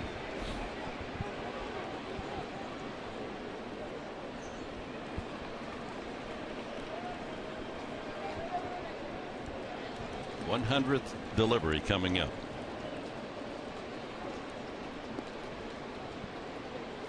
Oh my. Tied him up a notch. 9 pitches and 3 at bats, 9 strikes, and Upton really tied up by the stuff from Fernandez. So at bat number 3 started him off like at bat number 1. Slider, fastball. Slider out of the zone for strike 3. So 2 outs to Yonder Alonso. A walk and a single for Yonder.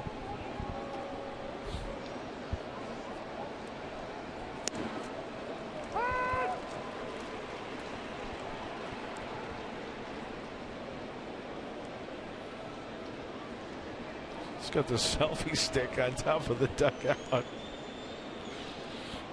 He's going to fold up camp and head out.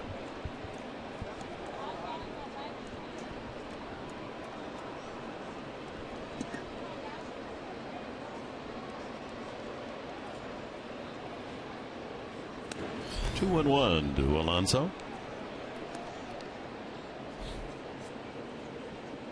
Walked for the 39th time his first at bat. So his on base percentage leads the Padres, just as his batting average is tops.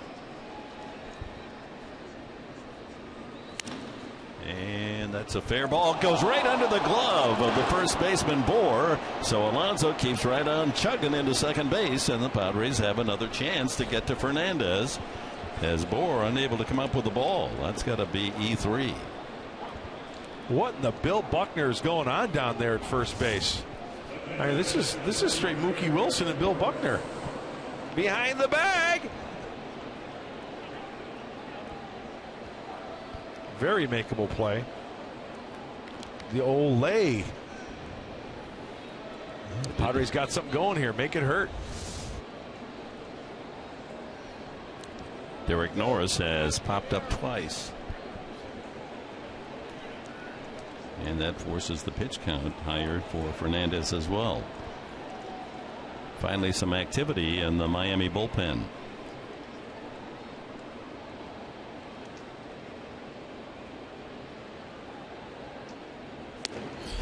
The Padres got to make that hurt there. Fastball at 95. Got a game break coming up. Diamondbacks, Houston Astros from Houston. Stay tuned. Here it's 2-0. Runner at second, 2 outs. Watch out. Ooh, late swing, and that ball hit in the lower deck and carried all the way up into the mezzanine. Fortunately, off a chair. A little late on the fastball.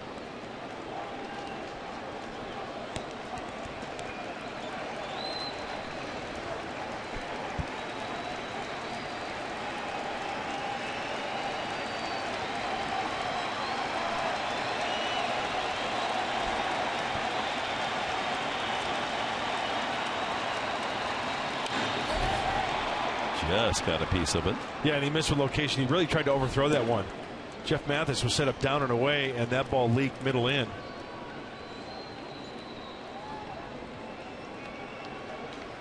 So coming back from that Tommy John, only his 5th start, but the pitch count quite high.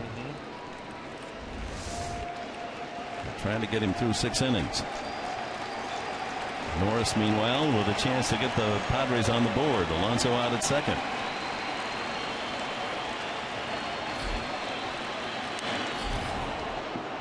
Check swing, foul back. See how those pitches are up? See the fox tracks there? Just takes one little mistake. All pitches, all 4 up in the zone.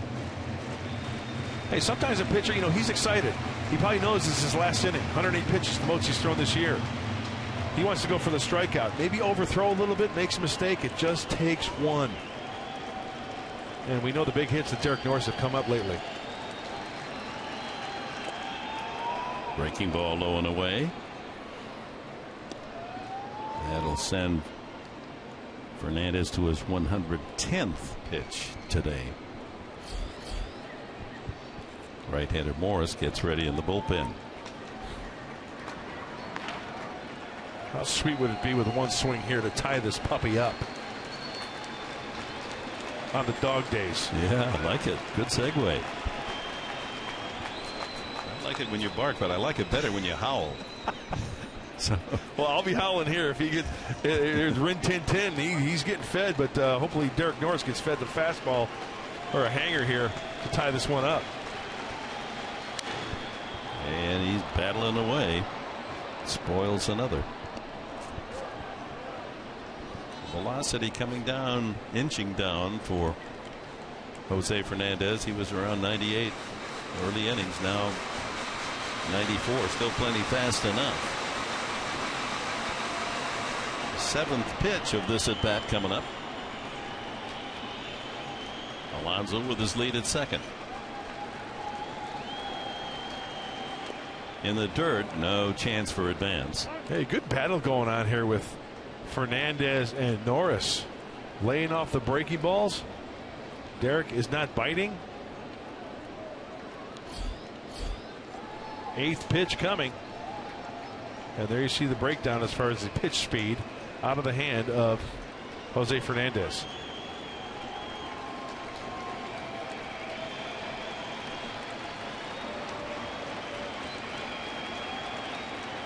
Got him, breaking ball away, and that's a 10th strikeout for Jose Fernandez. As advertised, the young man is an outstanding pitcher, and if this is his last inning, he leaves with a 2-0 lead.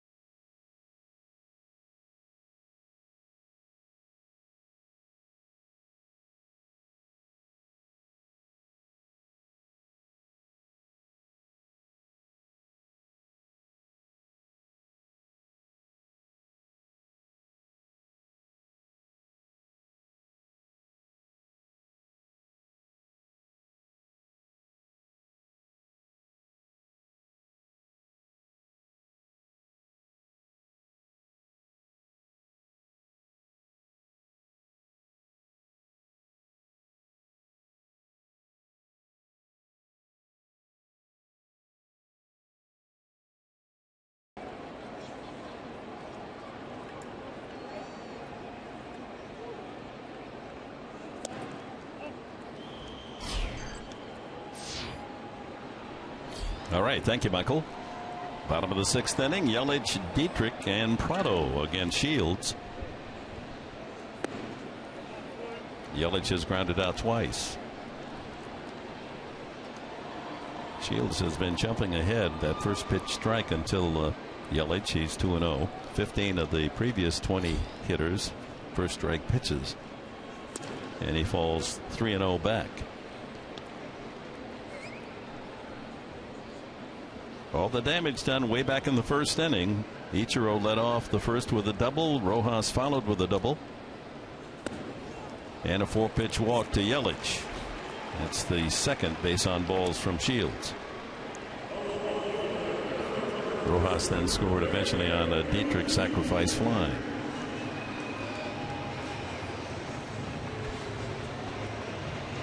Here now, James Shields has got some work to do as manager Pat Murphy writes down some notes. Bullpen. This is one of those situations where you start getting loose, maybe get somebody up. Only 73 pitches, but you look at the stuff of James Shields. 4 straight wide ones. And Shields is due to hit third. in the 7th. So you'd like to see him get through the 6th inning himself. That's a strike to Dietrich. And good adjustment there. Sacrifice fly for Dietrich in the 1st inning to get the 2nd run home. His 9th RBI of the year. Interesting, he has 6 home runs and only 9 RBIs.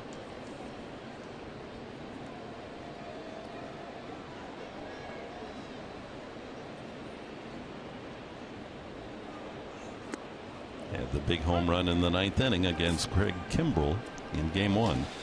Yeah, big objective here for Shields is obviously the double play. Dietrich has only grounded into 2 this year. But keep the ball out of the air. Try to keep it on the ground. Take your chances. The shift is on.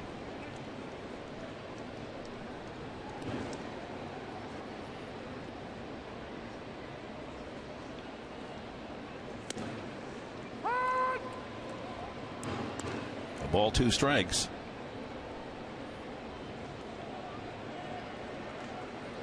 Solarte now moves over to the right side as Marcus Mateo getting ready. Amarista now is the lone figure on the left side of the infield.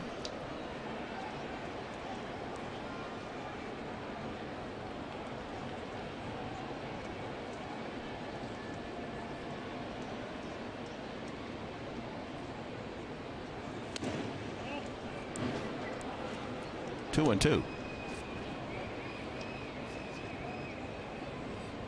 Should the ball be hit to Jerko on a potential double play ball, it's a little awkward because Solarte is playing on that right side and he'd have to be moving toward third base to catch the throw and then the relay.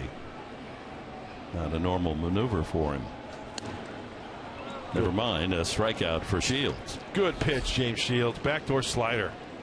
1 away.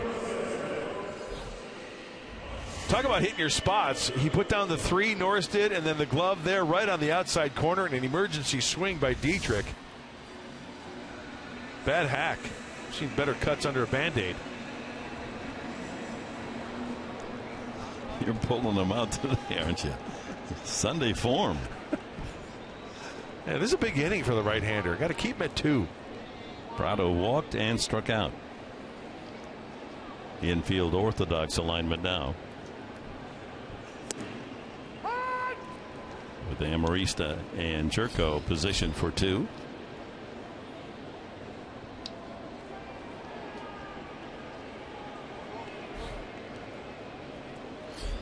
Two hits, a couple of doubles in the first inning for the 2 runs, and only 2 hits since for the Marlins against Shields.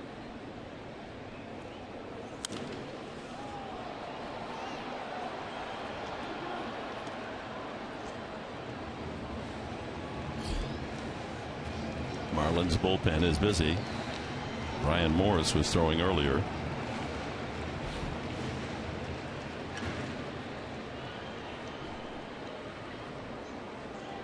And that's Morris out there now.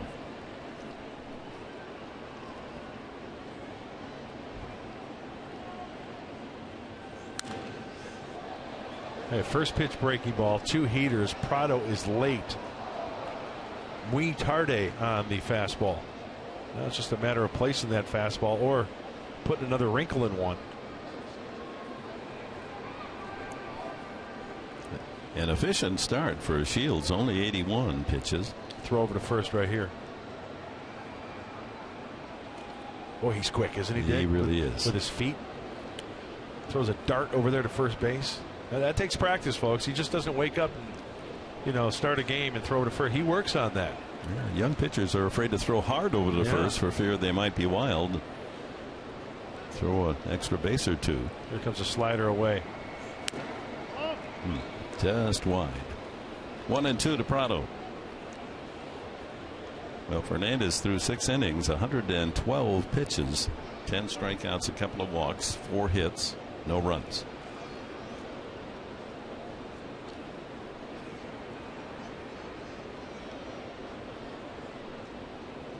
Runner goes. Line drive center field. Venable have to play it on a hop.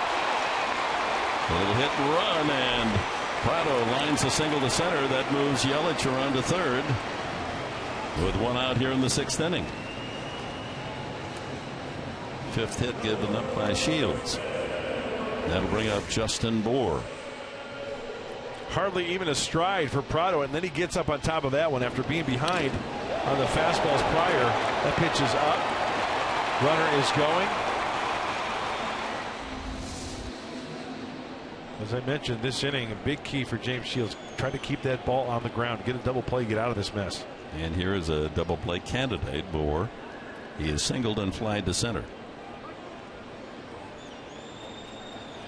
Just 1 for 8 in the series. Infield back. Blocked by Norris.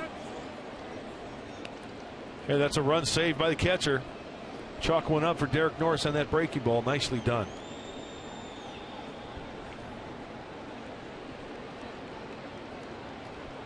Miami trying to add to their 2-0 advantage. Last of the 6th.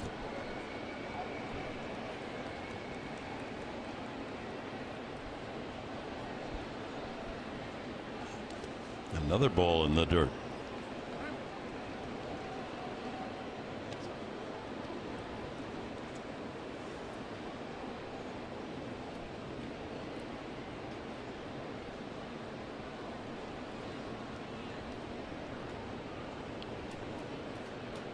Yelich with the leadoff walk here in the 6th. Moved to third on the single by Prado.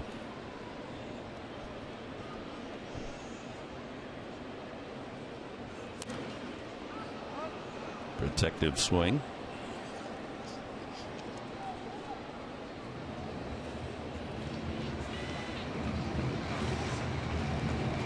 Well, the Mets are playing Washington at home over the weekend. A couple of tight games, both won by New York to move within 1 game of first place Washington. And then the Nationals will, or the Mets will come down here tomorrow, Tuesday and Wednesday for 3.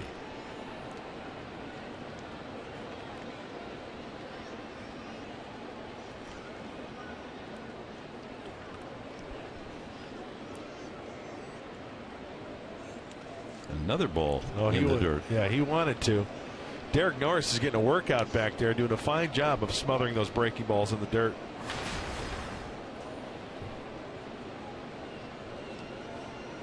Looking forward to seeing Tyson Ross in Milwaukee tomorrow. Hopefully James Shields can get out of this inning right here. Runners at the corners for Miami. And the 2-2 pitch. Alonso's going to go to the plate, and they get him. Nice tag by Norris as he's able to make that catch and lean into the runner. And Yelich retired on the fielder's choice. Safe at first is Bour. And you know, that's a great play by Alonso, because there's no way he's going to get the force at second base. I think that's the only play he had. He would have had to redirect, and it's a 2-0 game. You want to cut down that run. He had home plate all along, and a nice job by Derek Norris, the swipe tag. Ooh. You know what? I think they might challenge this. Pretty close on that angle. Let's take a look. Hard to tell when he makes contact with him. Ay, ay, ay.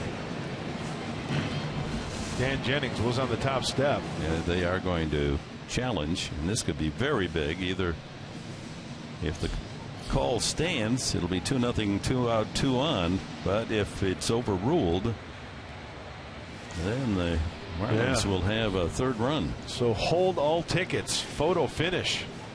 Big decision coming up here. It was a nice slide by Yelich to go wide and then reach back with the left hand.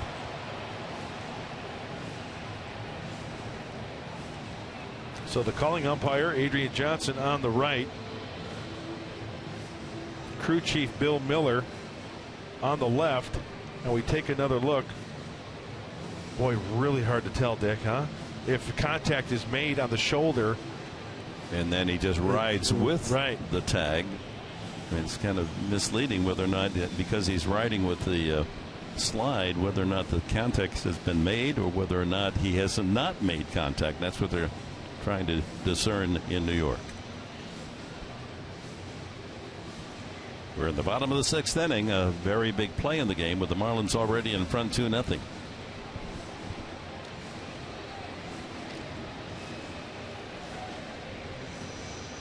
Hard to tell from our angles. There may not be enough evidence to overturn the call on the field. Here's another look, but it's hard to tell because this is the blind side. This is where you need a camera right over home plate, huh? Is he tagged him there, or as he rides with it? Yeah, you can see how his hand is up a little bit too, and it's almost like he doesn't touch it until he gets his fingers on the middle of home plate. His fingers are actually above the plate. And the call is out. Nice. That is a very big review for the Padres. So 2 out. Yelich retired at the plate. Safe on the fielder's choice is Bohr. Prado to second. And here's catcher Jeff Mathis.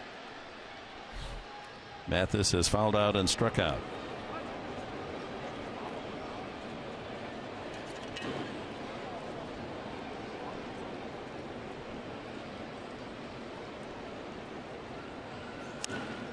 Nubbed.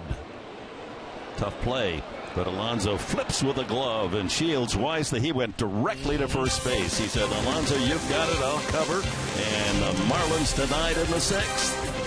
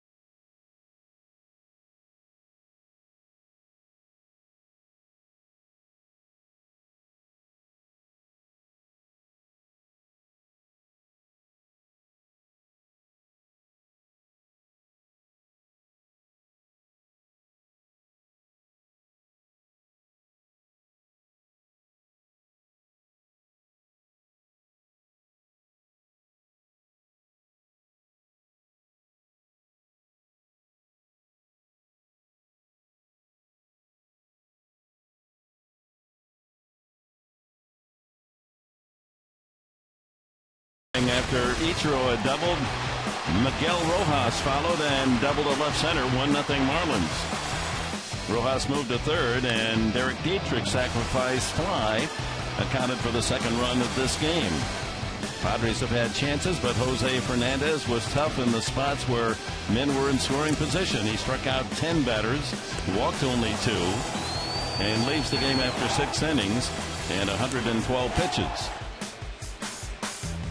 And here in the bottom of the 6th inning, a very big call here is Alonso to the plate to Norris, and the call stands that Norris made contact, or at least there's not enough to overturn it, and that's a big run denied the Marlins. So 2-0, and to the bullpen. And this pitching change brought to you by El Cajon Ford as Brian Morris comes in. Okay, opportunity for the Padres. Boy, James Shields did a nice job holding them at 2 runs. As Dick just mentioned, those 2 runs coming in the first inning. So enter Morris for his 40th game. 3-pitch pitcher, fastball, cutter, slider. Live arm, mid-90s, get up to 97. High splits, though, 280s for both righties and lefties alike. First man he faces, Jed Jerko. Fouled at the plate. Jerko, then Amarista, and the pitcher's spot. We'll see whether or not Shields will bat. A lot will depend if anyone gets on base. Well, Morris likes to work down in the zone. He'll cut that fastball. He'll sink it. So, got to get him up in the zone. 94. Jerko struck out both at bats against Fernandez.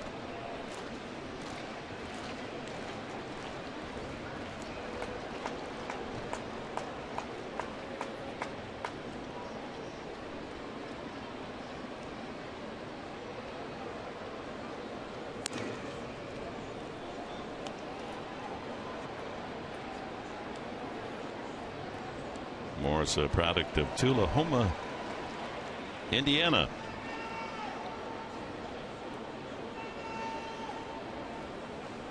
Dad Ricky was a good player. He was a 6th round pick of the Twins back in 1968.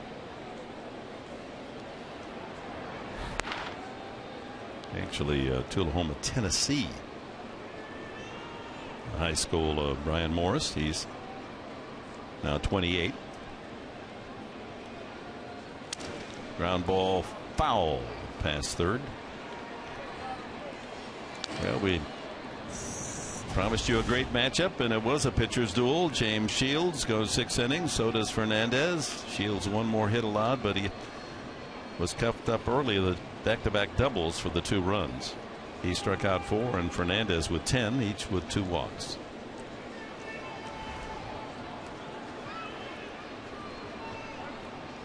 Two balls, 2 strikes to Jerko.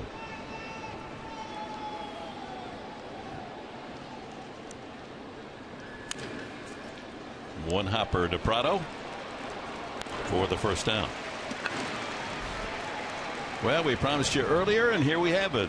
Today's T-Mobile strongest fan photo. Tweet your photo using hashtag #SDDataStrongFan, and a chance to be shown in one of our future telecasts, brought to you by T-Mobile. Was that Steve Garvey with the fans? Yeah, Steve back Garvey in the day. with Nice. Well, Amarista gave the Padres the best chance to score against Fernandez when he led off the 5th inning with a triple to deep right center. But then Fernandez struck out Shields, got Venable to fly to shallow right. No chance for Amarista to score, and struck out Solarte to end the potential run scoring inning.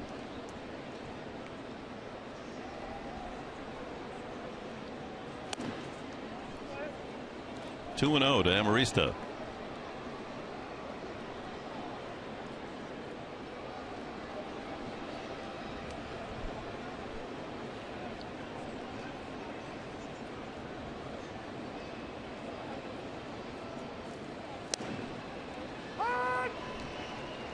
The Marlins are shortchanged in that bullpen. Steve Cishek and Sam Dyson, 2 relievers who were involved in the many trades manufactured by Miami here in the last week or so. Ground ball to second baseman Rojas for the second out. Hey, tomorrow on Fox Sports San Diego, don't miss it. Don't miss a moment of Dick Enberg's Hall of Fame weekend on Spotlight. Enberg in Cooperstown. That's tomorrow after Padres Live, right here on Fox Sports San Diego.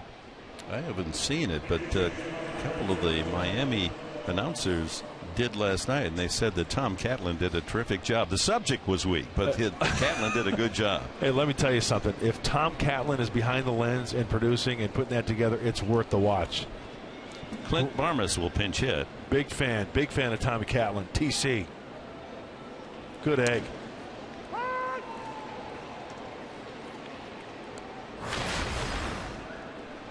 Barmas with 2 outs, trying to get something going here for the Padres, trailing 2-0. Reaches out and sends an easy fly ball to Ichiro. A 1-2-3 inning for Brian Morris. We're at the stretch half of the 7th in Miami, and the Marlins with a 2-0 lead.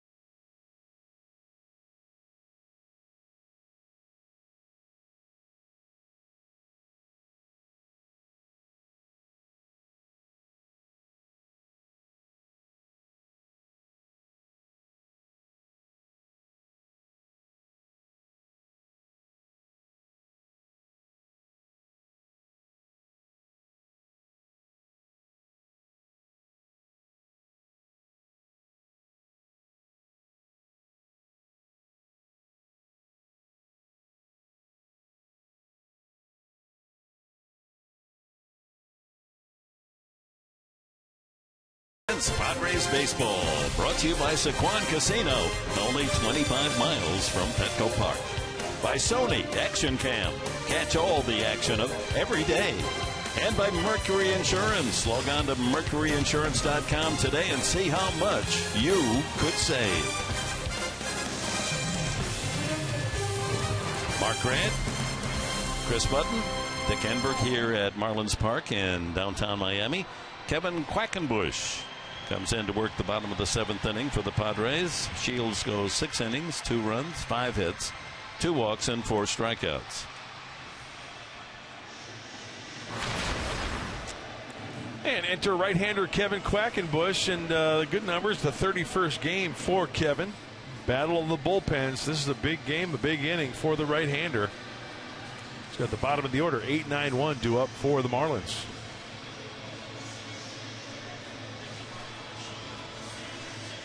Not only is it the dog days here at Marlins Park, but also mascot day. We've got tons of mascots in attendance. We've got superheroes. We've got furry critters. Bernie from the Miami Heat. Oh, I get it. Heat, Bernie. Ah. Yeah. Some superheroes doing some dancing on top of the dugouts. You could throw a 5-yard penalty on that one. Backfield in motion. Andy Echeverria, a single and 2 at-bats. And Casey McGee has a bat in the on-deck circle. Young shortstop. It's been a tough out. Yeah. You've been born.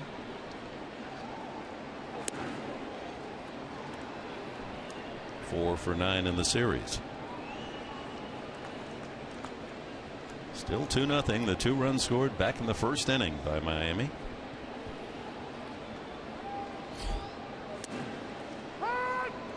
Fastball at 89. And there's the hop, skip, and a jump pitcher, Capps. Carter Capps.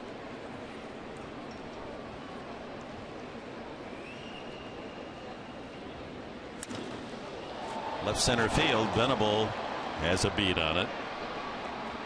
1 away. And our closed captioning for today's game brought to you by Wiener Schnitzel.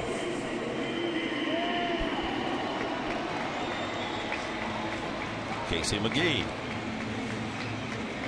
pinch hitting for the reliever Brian Morris. Closed captioning by Wiener Schnitzel. Let's see if we can find a Schnauzer in attendance. Or a Dachshund. There you go. Huh?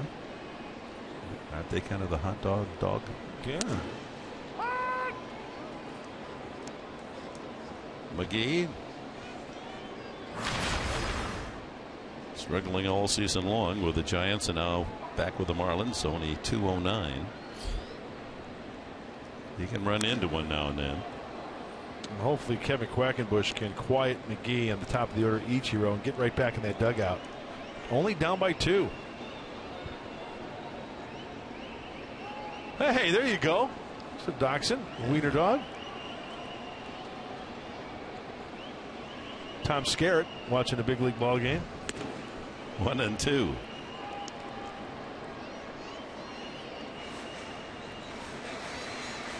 Put him away right here. Padres with 2 innings left, and they'll hit from the leadoff spot in the the top half of the 8th. Jerko to Alonso for the second out. Yeah, they're all dressed up for the party on this Sunday day game in Miami.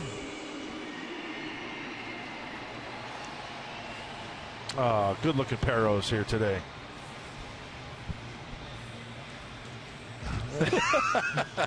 He could put that whole pizza pie in that mouth, huh? How about those jaws? Hey, if you're not going to give me some, he'll turn to the other guy. Ichiro takes strike 1. His double to lead off the first inning. Just off the glove of Venable, almost caught by Will. It was hit over his head. He made a great effort on it, but couldn't quite wrap it up. And then Rojas followed with another double, and the Marlins had a run from the first 2 hitters in the game.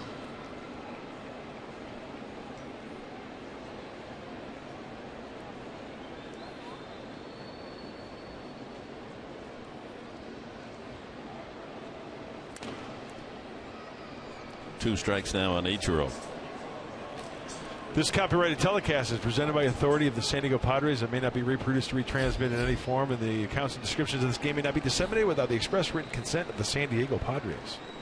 Mark Sepchinsky, the newly acquired left-hander in the bullpen for the Padres.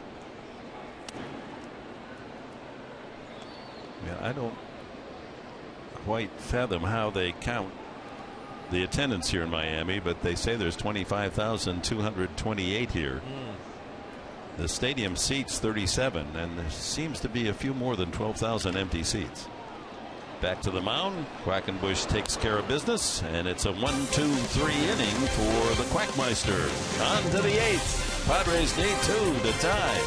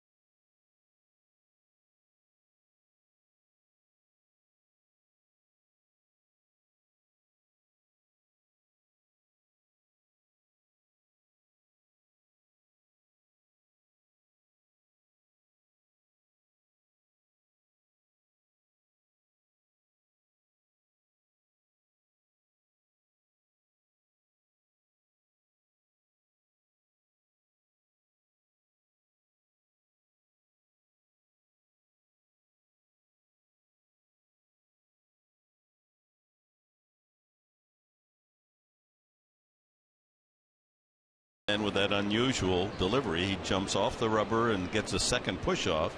He might as well be pitching from 57 feet. Watch. And then a double step and a strike to Venable. He pitched 1 inning on Friday night, Caps, as McGee stays in the game at first base. Gave up an infield hit to Will, but then picked him off.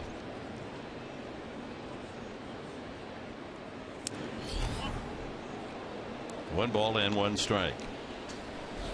I don't know, it makes for great discussion, though. That's what's great about this game of baseball. And you know, it's just one man's opinion. I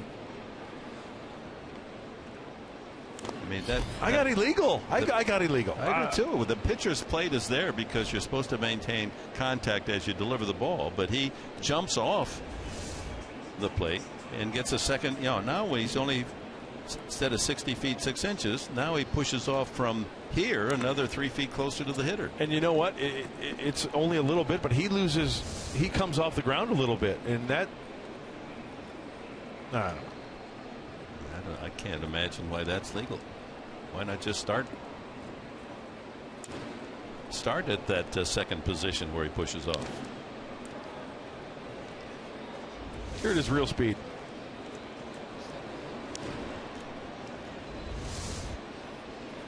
I got double push. That's like the hitter stepping out of the batter's box toward the pitcher and hitting from closer to him on a slow curveball. Just hitting fair territory. And he strikes out Venable. It works. So why change unless the men that rule on how players find the governing rules of the game say that so far that's a legal pitch. A legal, not illegal. We're voting ill here in our booth. So 1 out to Solarte, a single, a walk, and a strikeout. I mean, you don't see any other pitcher in baseball throw from that close to home plate. No. It's got to be a sizable advantage.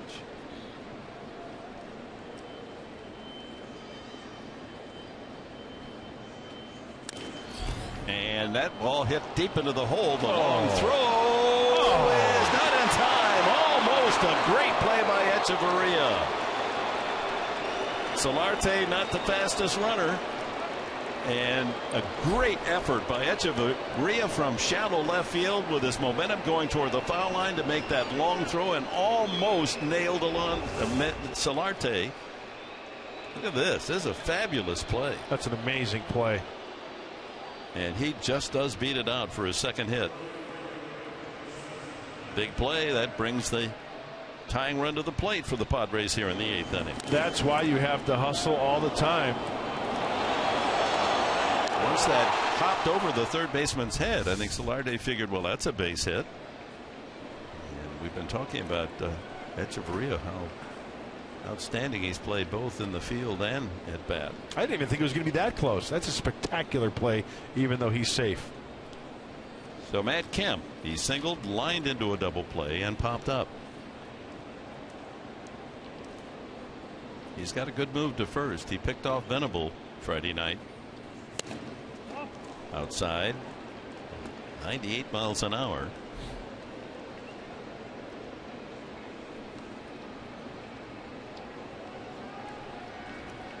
Well, this is the part of the order where the Padres acquired guys like Matt Kemp and Justin Upton late in the game, looping a blast away from tying it up.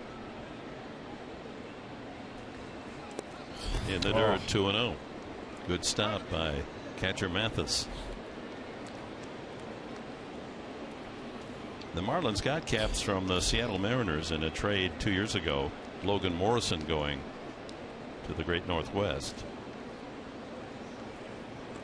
He's from a small North Carolina college, Mount Olive, where he was the Division II National Pitcher of the Year. He's only 24.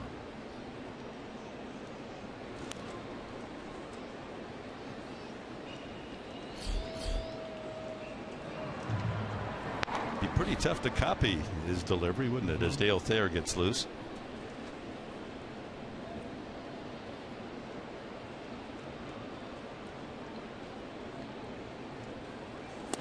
All three. Well, the amazing thing about Caps is when that foot hits out in front to where his arm is, he's got all that way to catch up. He actually brings the ball behind his body. His front foot hits, and then he's got to bring his arm all the way back up on top again. Trying to think of another analogy. Free throw line. I don't think I'm going to stand at 15. I'm going to move to 13 and see if I get a better percentage hit shooting there. Well, Kemp has the count at 3-0, and he's got Kemp wandering around that mound. 11 home runs on the year for Kemp. And ball 4. So the tying run is on. And Justin Upton, he has to be the happiest man in Miami right now because Jose Fernandez is back in the locker room. He had 9 pitches from Fernandez. All 9 were strikes as he was totally dominated by the Miami starter. But here's a new man, Caps, and chance to do some damage. First and second, 1 out, 2-0 Marlins.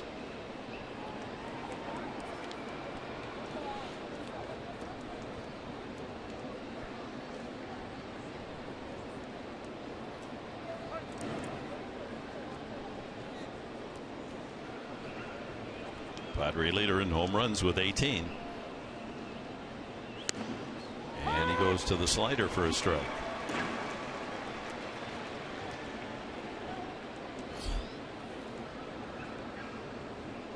Yeah, the herky-jerkiness of Cap's motion as well. The deception, I think, works to his advantage. Not only the stuff, but the deception of delivery works to his advantage as well. So 11 pitches, 11 strikes to Upton. He's yet to foul one off. That's 97. Great location down and away. Solarte with the infield hit at second. Kemp with the walk. Represents the tying run. And a meeting at the mound here. Got a trainer and Dan Jennings coming out. What is this all about?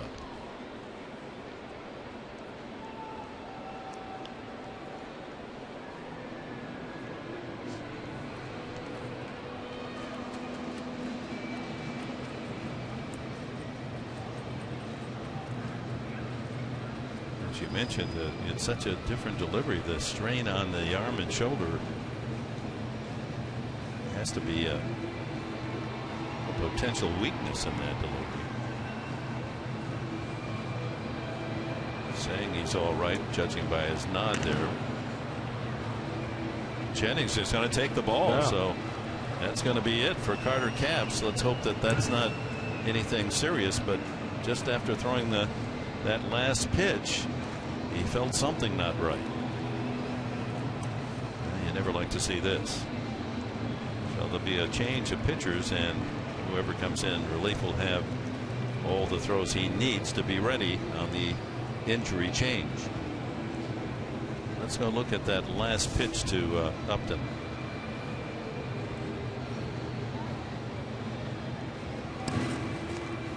Kind of winces a little bit. And he calls out Mathis there. You know, he's shrugging his shoulders a little bit, extending his arms a little bit, but tough to tell. So with one out, the Padres have 2 on, trailing 2-0, and the pitching change.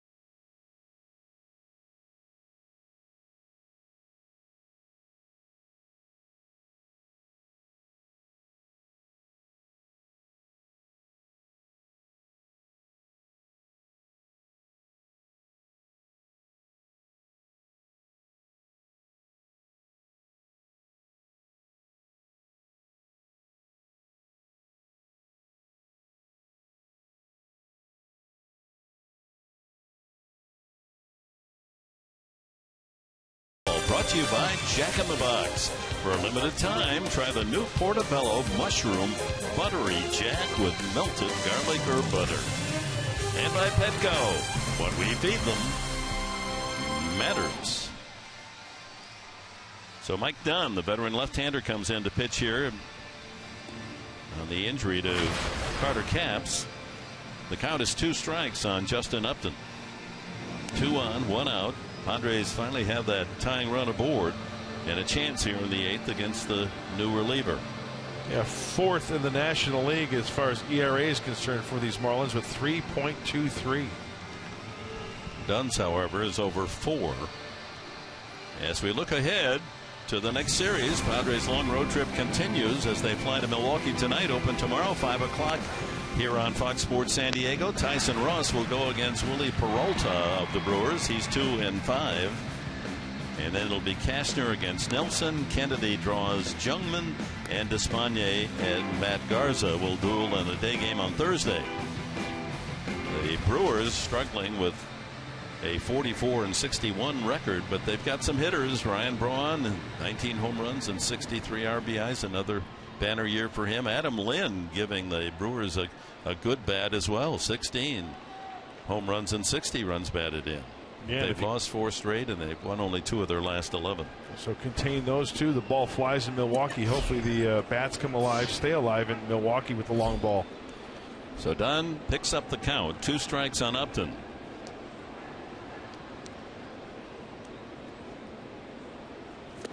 Boy, what an awful day for Justin Upton. He didn't foul a ball off. 12 pitches for Upton, all 12 strikes, as he's punched out 4 times. The breaking ball down and in. That strikeout goes on Cap's card. So 2 on, 2 out, 2-run lead for Miami. And here's Alonso, a single, a walk, and safe on an error.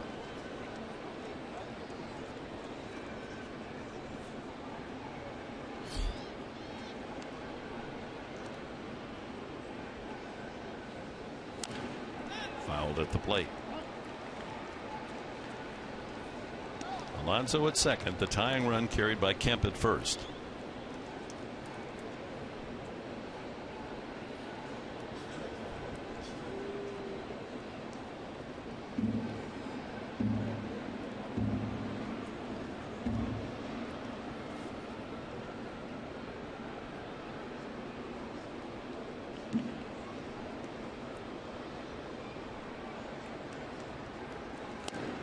Strike 2.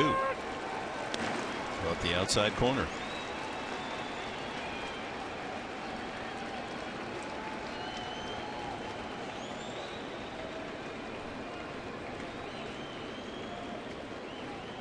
Should Alonso keep it going, Norris would be next.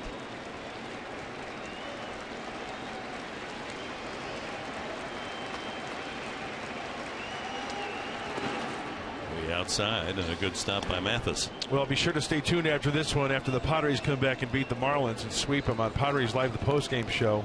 Talk about this one, Mike Pomerantz and Mark Sweeney. Also the Pirates and Reds. Little scuttlebutt, little ruckus.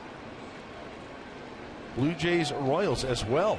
So yeah, stay tuned. Those pairings have not been very pleasant throughout the year.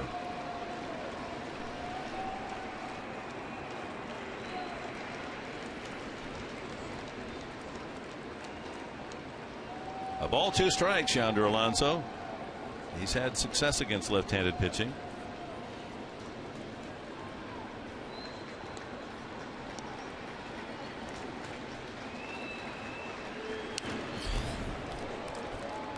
A little out of the strike zone up high, but protecting.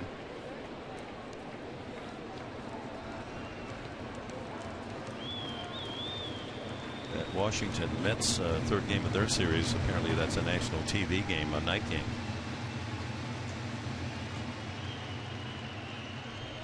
Syndergaard, who shut out the Padres, it's his next start against Zimmerman of the Nats.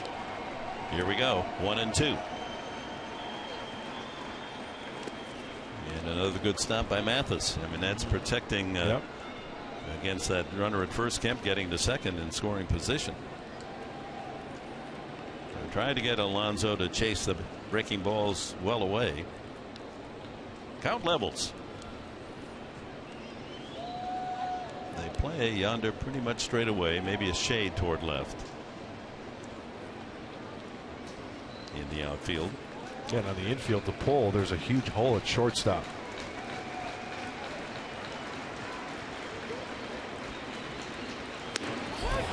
Strike 3 called. He took strike 3, and a good job by Dunn. He finishes the strikeout of Upton and then punches out Alonso, and the Padres leave 2 more.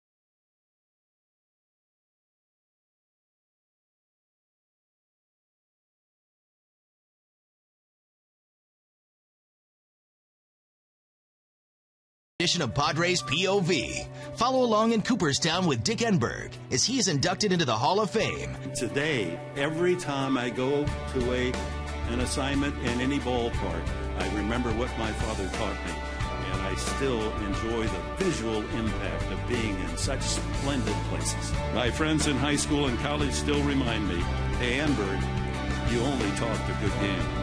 I guess it all worked out. Tonight on Padres POV, if you've got nothing planned on a Sunday night, we invite you to watch fine work of Tom Catlin as he followed us at every corner at Cooperstown last weekend. Well, the Padres have had their chances. They've left 8 men on base, but are trailing 2-0 as we go to the bottom of the 8th, and Miguel Rojas leads off for the Marlins.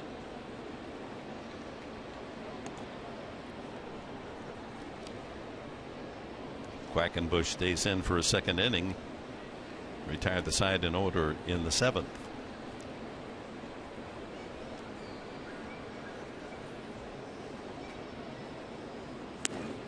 Strike, 1-1. So the Padres with 4 consecutive wins on the road. The last time they lost, they were shut out by Syndergaard 4-0 in New York. It's been the Achilles of this Padre team, the shutout loss. Oh, right back through the middle, and Rojas has his second hit. That almost took Quackenbush with it. So leadoff man on here in the 8th inning for the Marlins. That brings up Christian Yelich.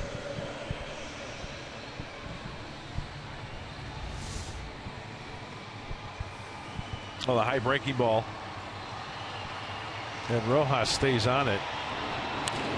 Coming right back at you.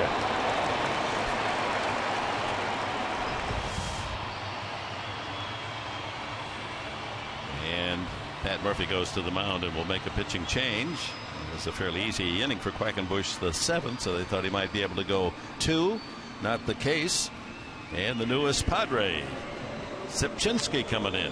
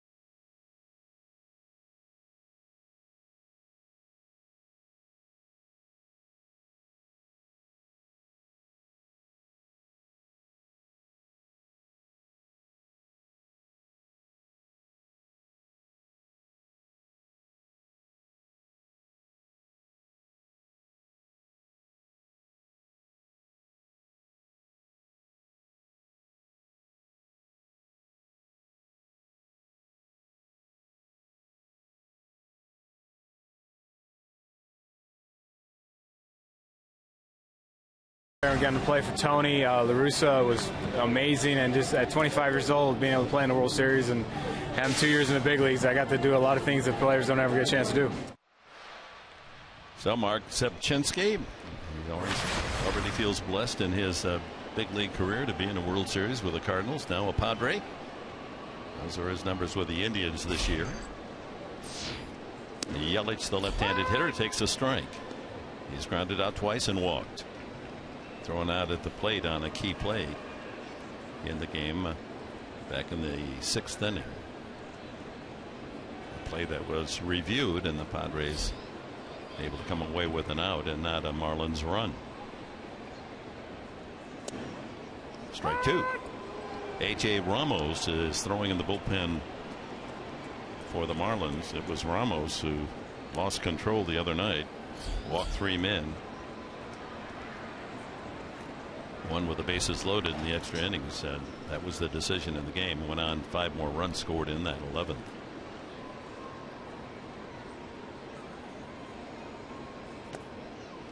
One and two.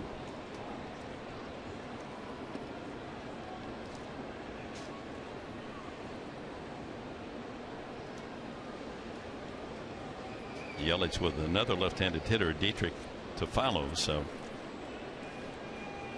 manager Murphy hoping he can get the 2 lefties out and then go back to the bullpen for a right-hander.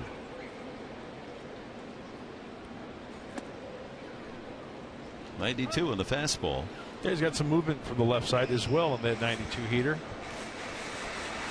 Lead off hit by Rojas at first base. So they give D. Gordon a rest, and Rojas jumps in at second base. Even with just 30 at bats, couple of hits, RBI double, and a single here now in the 8th inning.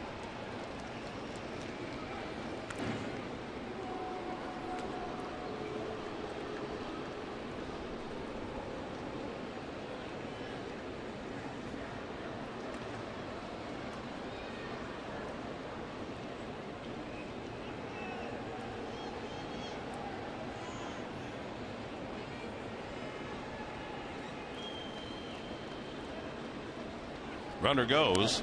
Throw by Norris. Offline, and did he come off the base? Yes, he did. Amarista staying with the tag, and Rojas is out. Alert play by the Padres shortstop to stay with that runner and make the tag.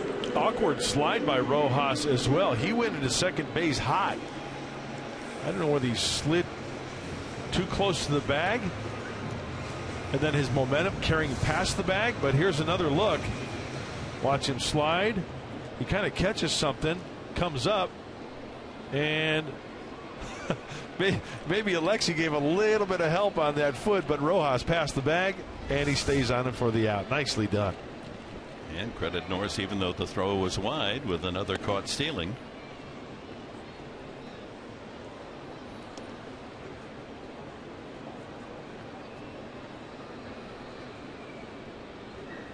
Pitch at the plate was a strike, so Yelich strikes out. 2 away, bases empty. So it's a strikeout double play.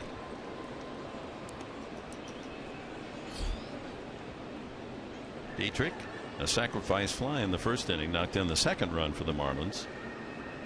He's popped up and struck out since.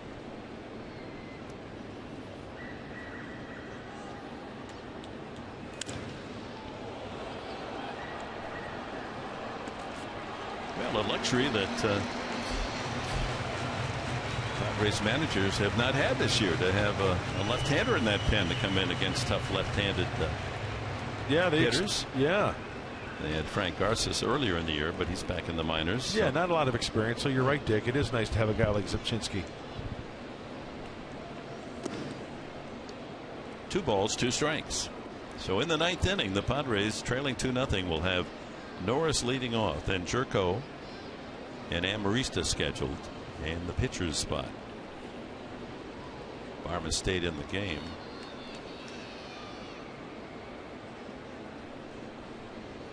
Or was used as a pinch hitter.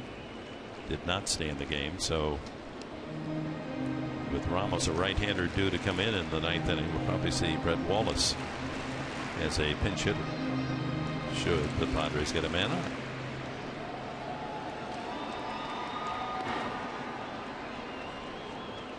Full count. Strike 3 called. Well, Zepchinski comes in and strikes out the 2 left-handers and gets a double play on the throw out at second base. Now the 9th inning for the Padres. Do they have more magic? Come back again. Norris will lead it off.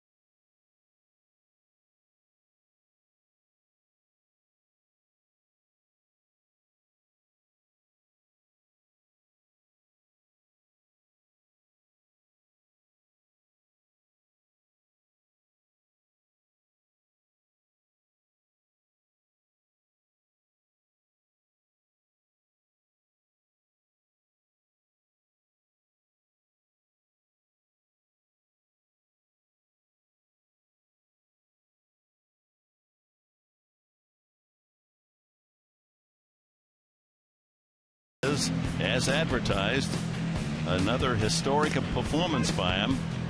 4-0, 15-0 at home. And with a win today, he would tie the Major League record held by just 2 other pitchers of starting a career with 16 consecutive wins at home.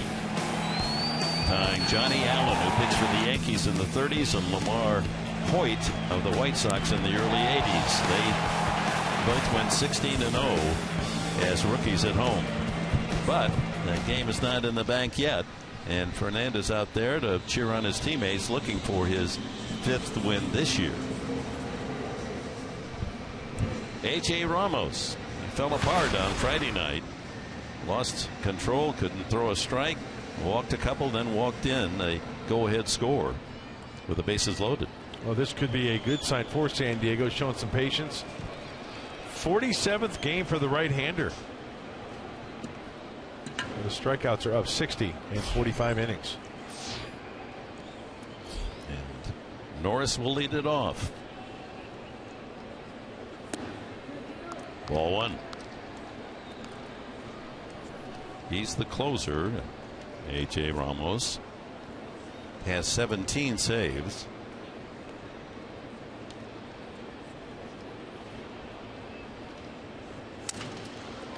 Looper to center. And it falls for a base hit. Well, there's the start. As Gillespie, just into the game defensively with Yelich moving to left field, couldn't come in and make the play. So Norris safely aboard a leadoff hit, and that'll bring the tying run to the plate. Well, remember that game in New York after the rain delay? Derek Norris dumped one in back of the first baseman's head in New York. Matt Kemp singled to the left side, and then Upton hit the home run. Well, what do you know? Derek Norris starts it off with a little bloop to center field. So the new alignment, Yelich is over in left field and Gillespie in center. Ichiro stays in right. Jerko takes strike 1.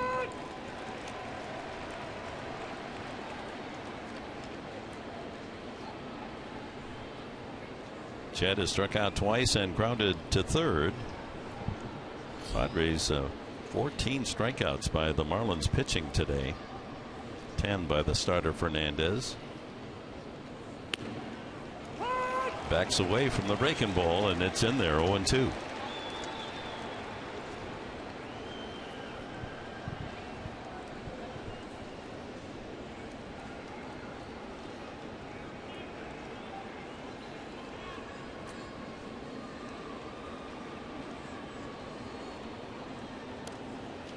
Well, in the Padre bullpen, you've got double barrel going to Brandon Maurer and Leonel Campos. A couple of right-handers.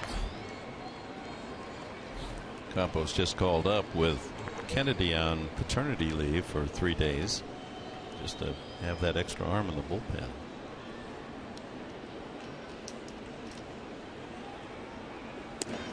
Breaking ball away, 1-2. 2-0 Marlins.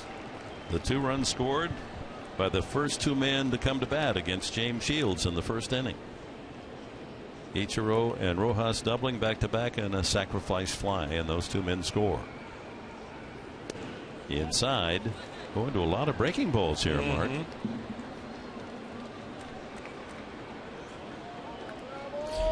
And Marista triple leading off against Fernandez back in the 5th, but the Padres couldn't get him in.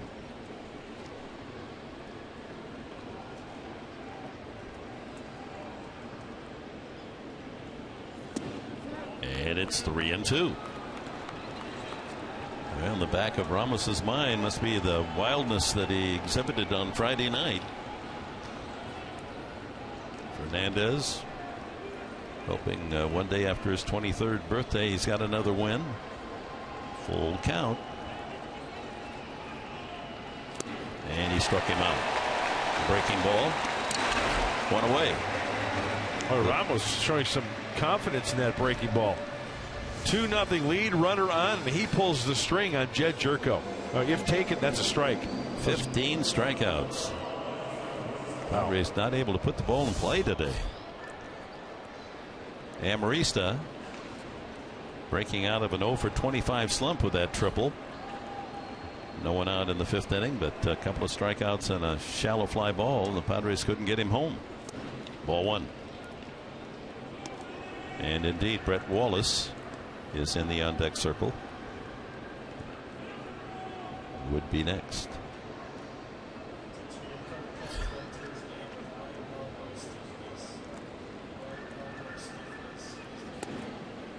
Ball 2.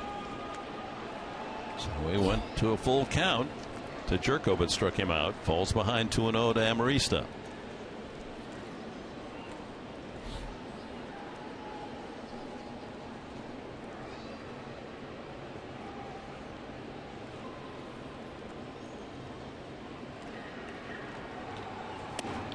Way out of the strike zone. 3-0. The word now from the clubhouse, Miami, that Caps left the game with stiffness in that pitching elbow. The routine, it's a day-to-day. You never know. Sometimes day-to-day is month-to-month. So 3-0 to Amarista. That's a strike at 92.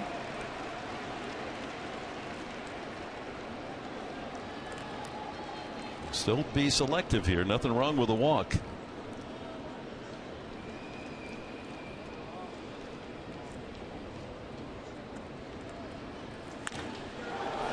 Ball hit deep to right field, may have the distance, and that's gone! Touch a ball! Alexi Amarista! Oh my! A clothesline home run into the right field corner. Amarista's 3rd home run of the season, and the game is tied at 2. And the Padre late inning comeback magic lives in Miami. And Ramos getting booed after his performance on Friday night. Gives up the blue pin to Norris, and Amarista picks on a 3-1 pitch and ropes it to right. Andrew Cashner giving the bear hug to Alexi Amarista. And the magic continues in the late innings for San Diego. Well, that ball got out in a hurry.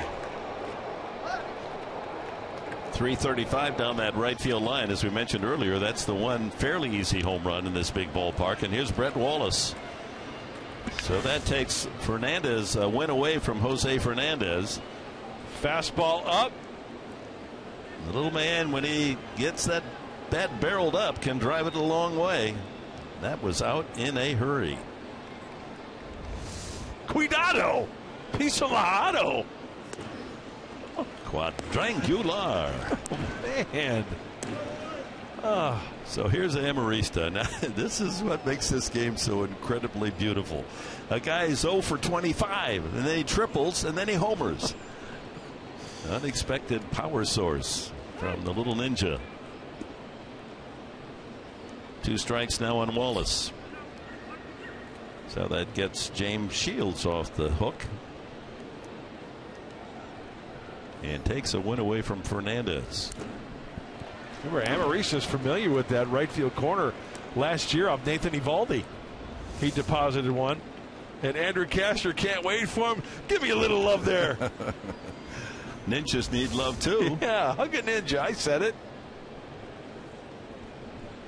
So 2 strikes yet on Wallace. And then Venable here. 1 out. Ground ball sharply, but right to the second baseman Rojas. 2nd out. Top of the order, Venable.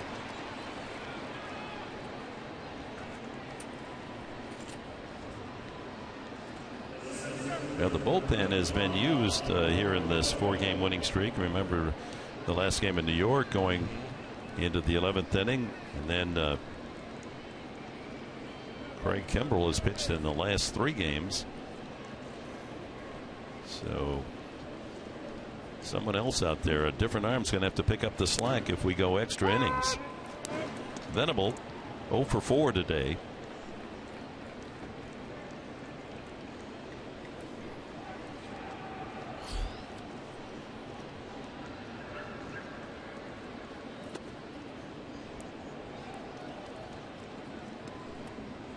So the Padres out hitting the Marlins 7-6.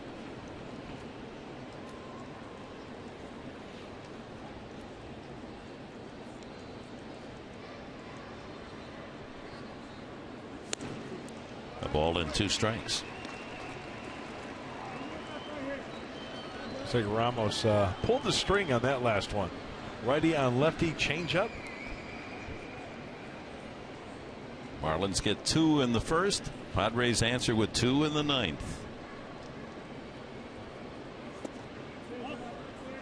Two balls and 2 strikes.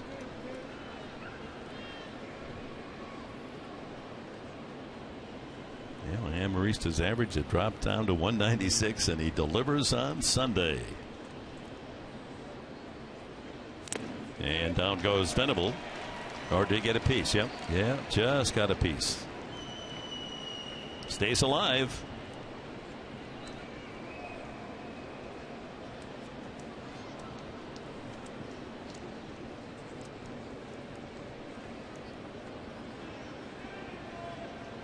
Man of the hour for the Padres, Alexi Amarista. See how Ramos is pitching to Venable, everything low. Yep. He can golf some of those, but not the high one, and down he goes. Long day for Venable for 5, but a leadoff blue pit by Norris, and that sets the table for Alexi Amarista. A 3-1 delivery from Ramos, and that's out of here in a hurry. A line drive home run and a 2-2 tie.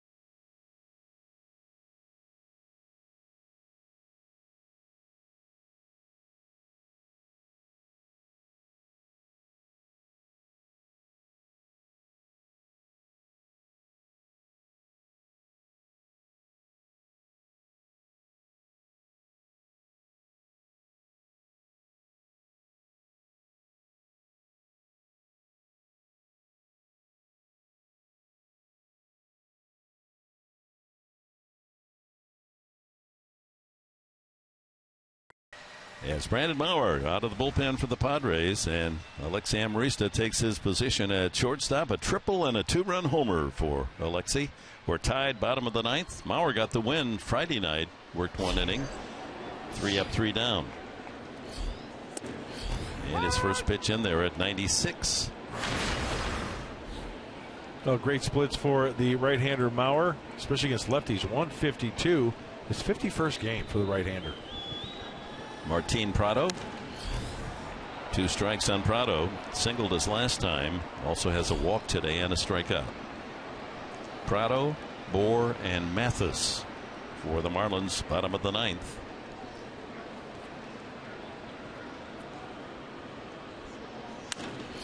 Lined into the right field corner, but going foul.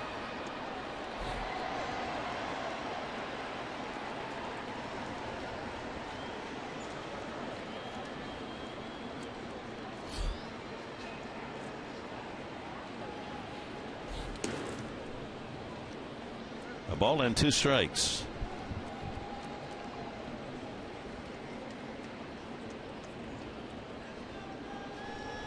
Maurer has a lot of decisions as a relief pitcher. He's 7-3. 2-2.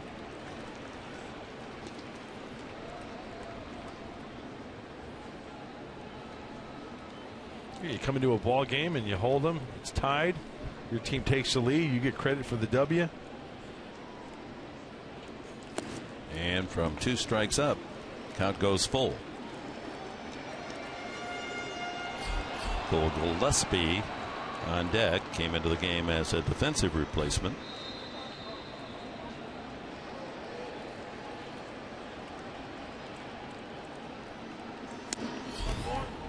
And he walked him. Now that hurts. A leadoff walk here in the bottom of the 9th after he had Prado down 2 strikes.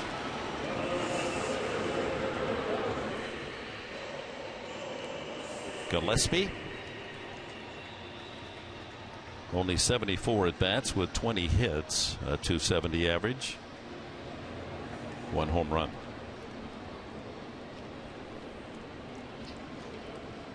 Let's see how Dan Jennings plays it here.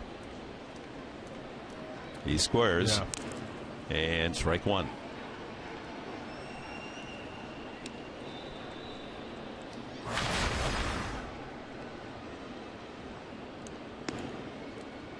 Gillespie does not have a sacrifice hit.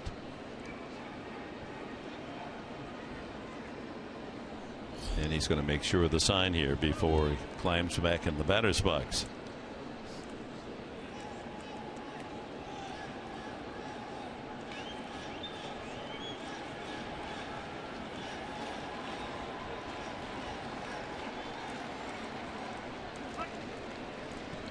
Prado at first base with the leadoff walk. Tempting trouble. Walked that leadoff man. Bunted foul over the screen.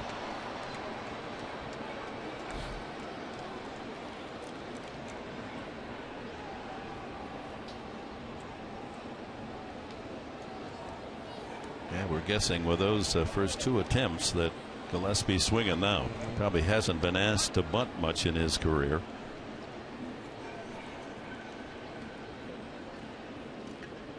Squares around and bunts it in the air. Alonso goes to second in time. Back to first. Not in time. Wow, a dangerous play made by Alonso, but he pulls a terrific strike to get the lead runner. Oh, he fired a bullet there to second base to Amarista. I'll tell you what, Dick, I think that's one of the hardest balls thrown by Yonder Alonso, and he could not wait a second longer. To one knee, comes up firing the force play. Amarista almost got it done. How close was it at second base? I'll show you how close it is. Just got him. And almost turned too. Yeah. Nice work by Amarista. So Gillespie trades places with Prado. Here's catcher Jeff Mathis. Late on that swing. He's fouled out, struck out, and grounded out. Mathis hitting only .125 at the start, has 6 hits and 51 at bats now.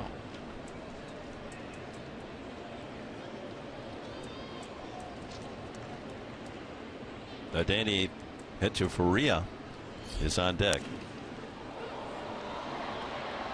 2 strikes now on Mathis, late on both swings.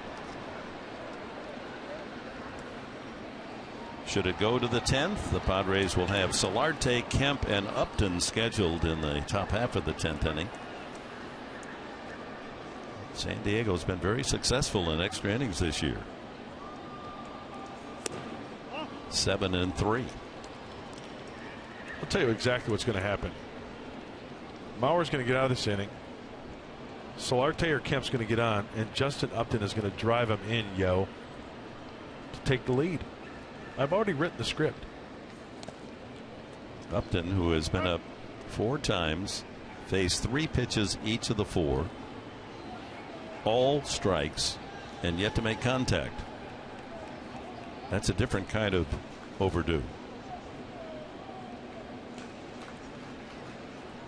But a dangerous hitter, 1 swing. I like your thinking here. You're writing a nice script. There goes the runner. Norris's throw, not in time. So they didn't get the sacrifice, but Gillespie does have the steal. And he stole that one on Mauer. Pretty good jump just on the first base side, that throw. Alexi trying very quickly to get that snap tag on Gillespie because the throw is on the first base side. And the whiff. third steal for Gillespie. So, winning run in scoring position here in the bottom of the ninth inning.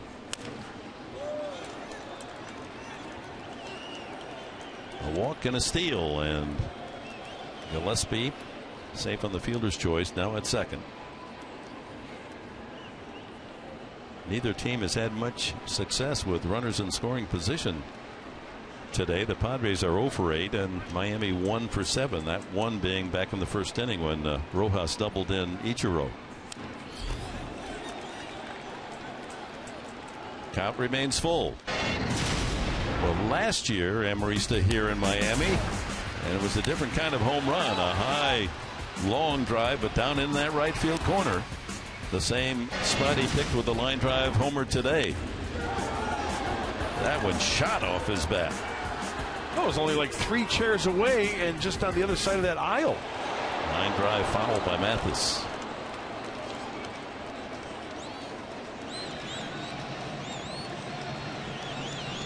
That leadoff walk just put so much pressure on any inning. And that's where Mauer now with a winning run at second. After walking Prado to start this ninth inning. Well, he's got confidence in that breaking ball, 3-2. You might see a breaking ball here. Fastball. Oh, and he missed it. So a couple of walks.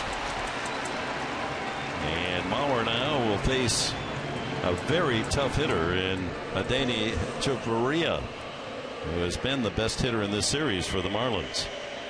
Here comes Darren Balsley. Wow. Brandon Mauer got squeezed on that last pitch. Nothing you can do about it. No, force at any base. Yeah, that ball is definitely in the strike zone. Yeah, pitch number 9. But the pitch was tailing into the hitter, and so the glove of Norris kind of took it out of the strike zone.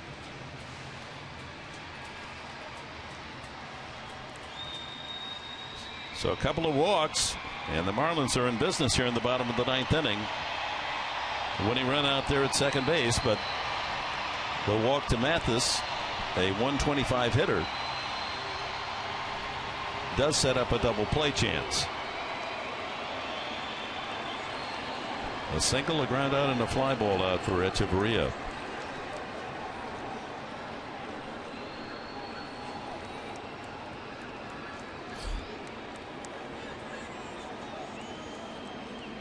He has hit into 14 double plays.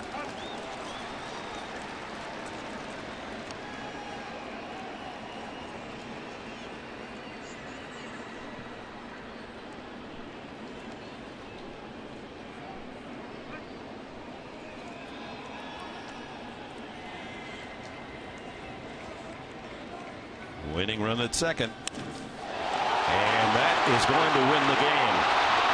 Hechavarria, he has been the hitter all series long, and he ends it with a walk-off shot to left center field. Well, the Padres tie it on Amarista's homer, and Hechavarria's 5th homer of the season dramatically wins it for Miami.